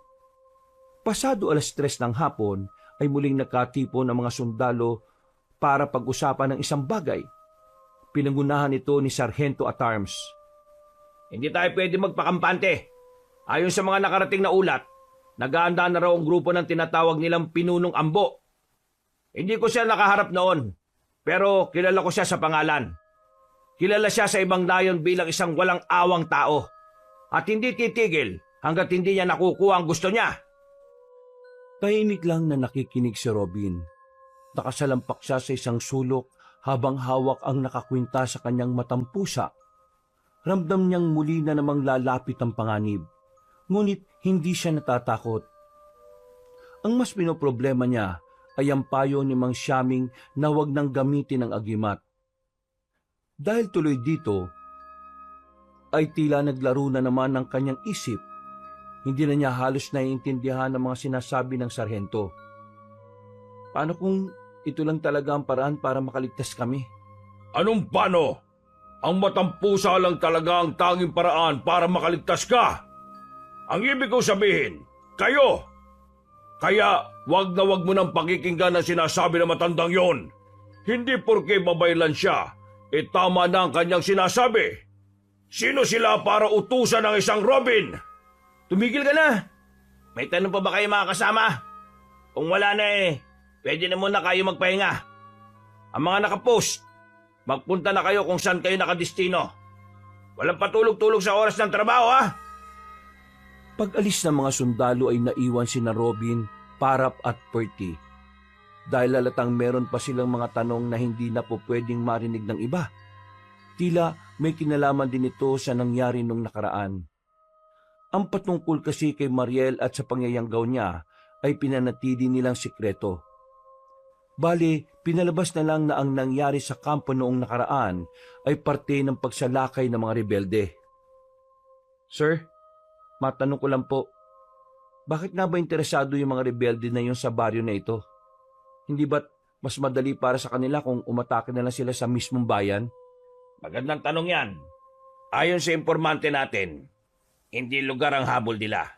May bagay silang gusto makuha na hindi ko matukoy kung ano. Bagay? Ibig sabihin, dito lang matatagpuan sa baryo? Posible. Ayon pa sa informante natin, si Ambu pala nagsasanay din ng mga panggagamot na parang katulad kay Manang Xiaming. Narinig ko nga na gumagamit siya ng salamakaw, dasal at posibleng isa rin daw sa target niya ang babaylan. Kaya importante rin na palagi natin babantayan si Manang Xiaming. Talaga po? Kung ganun, delikado po pala ang lagay ni Manang Xiaming. Kailangan niya pong malaman ng tungkol dito. Hindi. Hindi magandang ideya yan, Private Padilla. Bakit naman, sir? Para po sa akin, mas okay na malaman niya para makapaganda na siya para makaalis dito. Naririnig mo ba na palaging sinasabi ni Manang Xiaming na dito siya pinanganak? Kaya gusto niyang dito siya mamamatay. Kung malalaman niya ang tungkol diyan, mas lalo lang siyang mag-i-stay dito. Mas mainam na tayo-tayo lang muna ang makakaalam dahil kapag kumalat pa ito sa iba, baka ipagkanulupan niyang matandang babaylan. Hindi natin alam ang takbo ng utak ng mga taga-baryo. Marami sa kanilang hikaho sa buhay. Kaya malaki ang posibilidad na makagawa sila ng hindi maganda para lang sa pera. Sa bagay, may punto kayo, sir. Makinig kayo mabuti. Private Parap at Private Perty.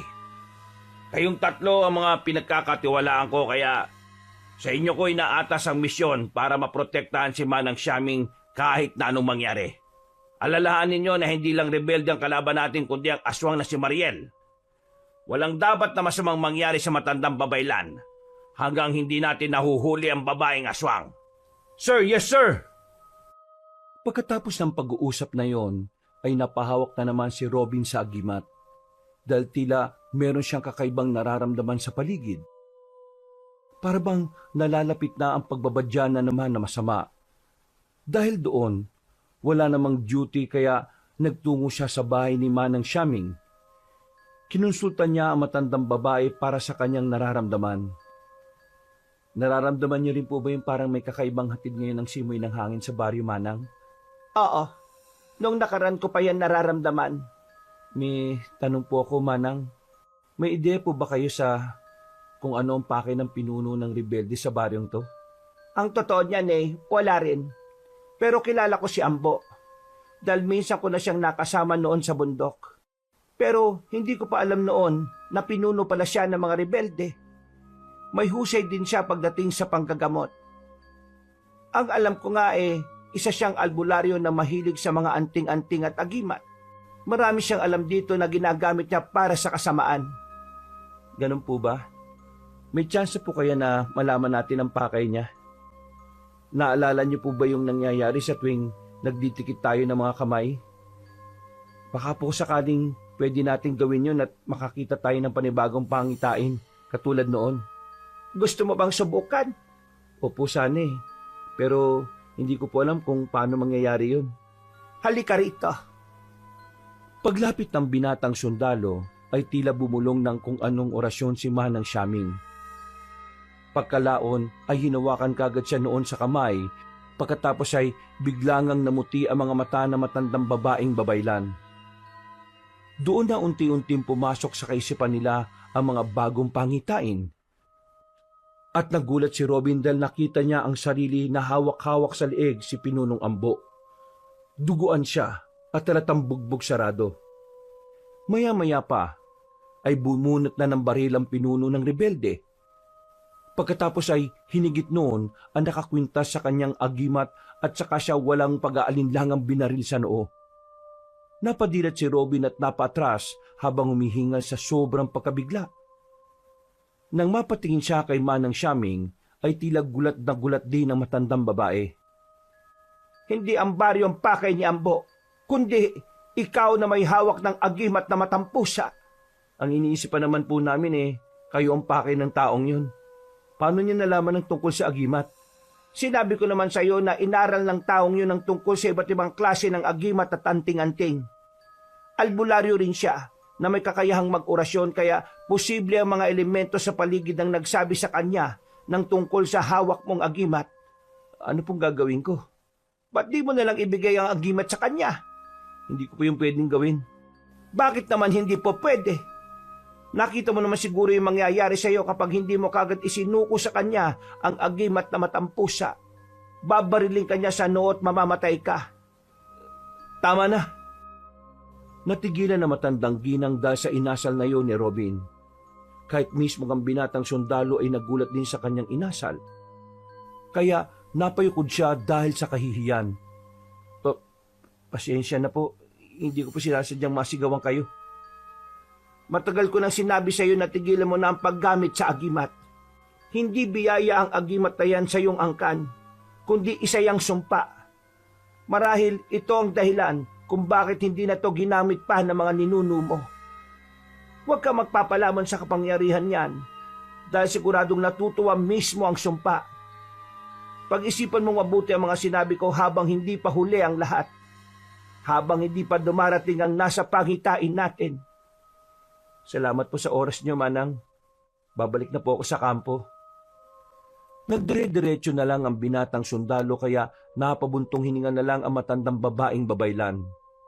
Pagdating ni Robin sa barracks ay hindi na tuloy maalis sa isip niya ang tungkol sa pangitain. Hindi niya kasi inakala na makikita niya mismo ang sariling kamatayan. Siguro, tama nga si Manang Siaming. Dapat isuko ko na lang ang paggamit ng agimat na to. Huwag kang tanga, Robin. Isipin mong mabuti. Kaya ipinakita sa iyo ang pangitain para maiwasan mo ito. Hindi mo kailangang maniwala sa mga sinasabi ng walang kwentang babaylan na yon. Hindi mo kailangang isuko ang agimat sa taong hindi naman marunong gumamit ng kapangyarihan nito. Ang agimat na matampusa ay nakalanlang sa inyong pamilya. Tanging kayo lang ang nakakagamit nito. Wala itong bisa sa ibang hindi nyo kadugo.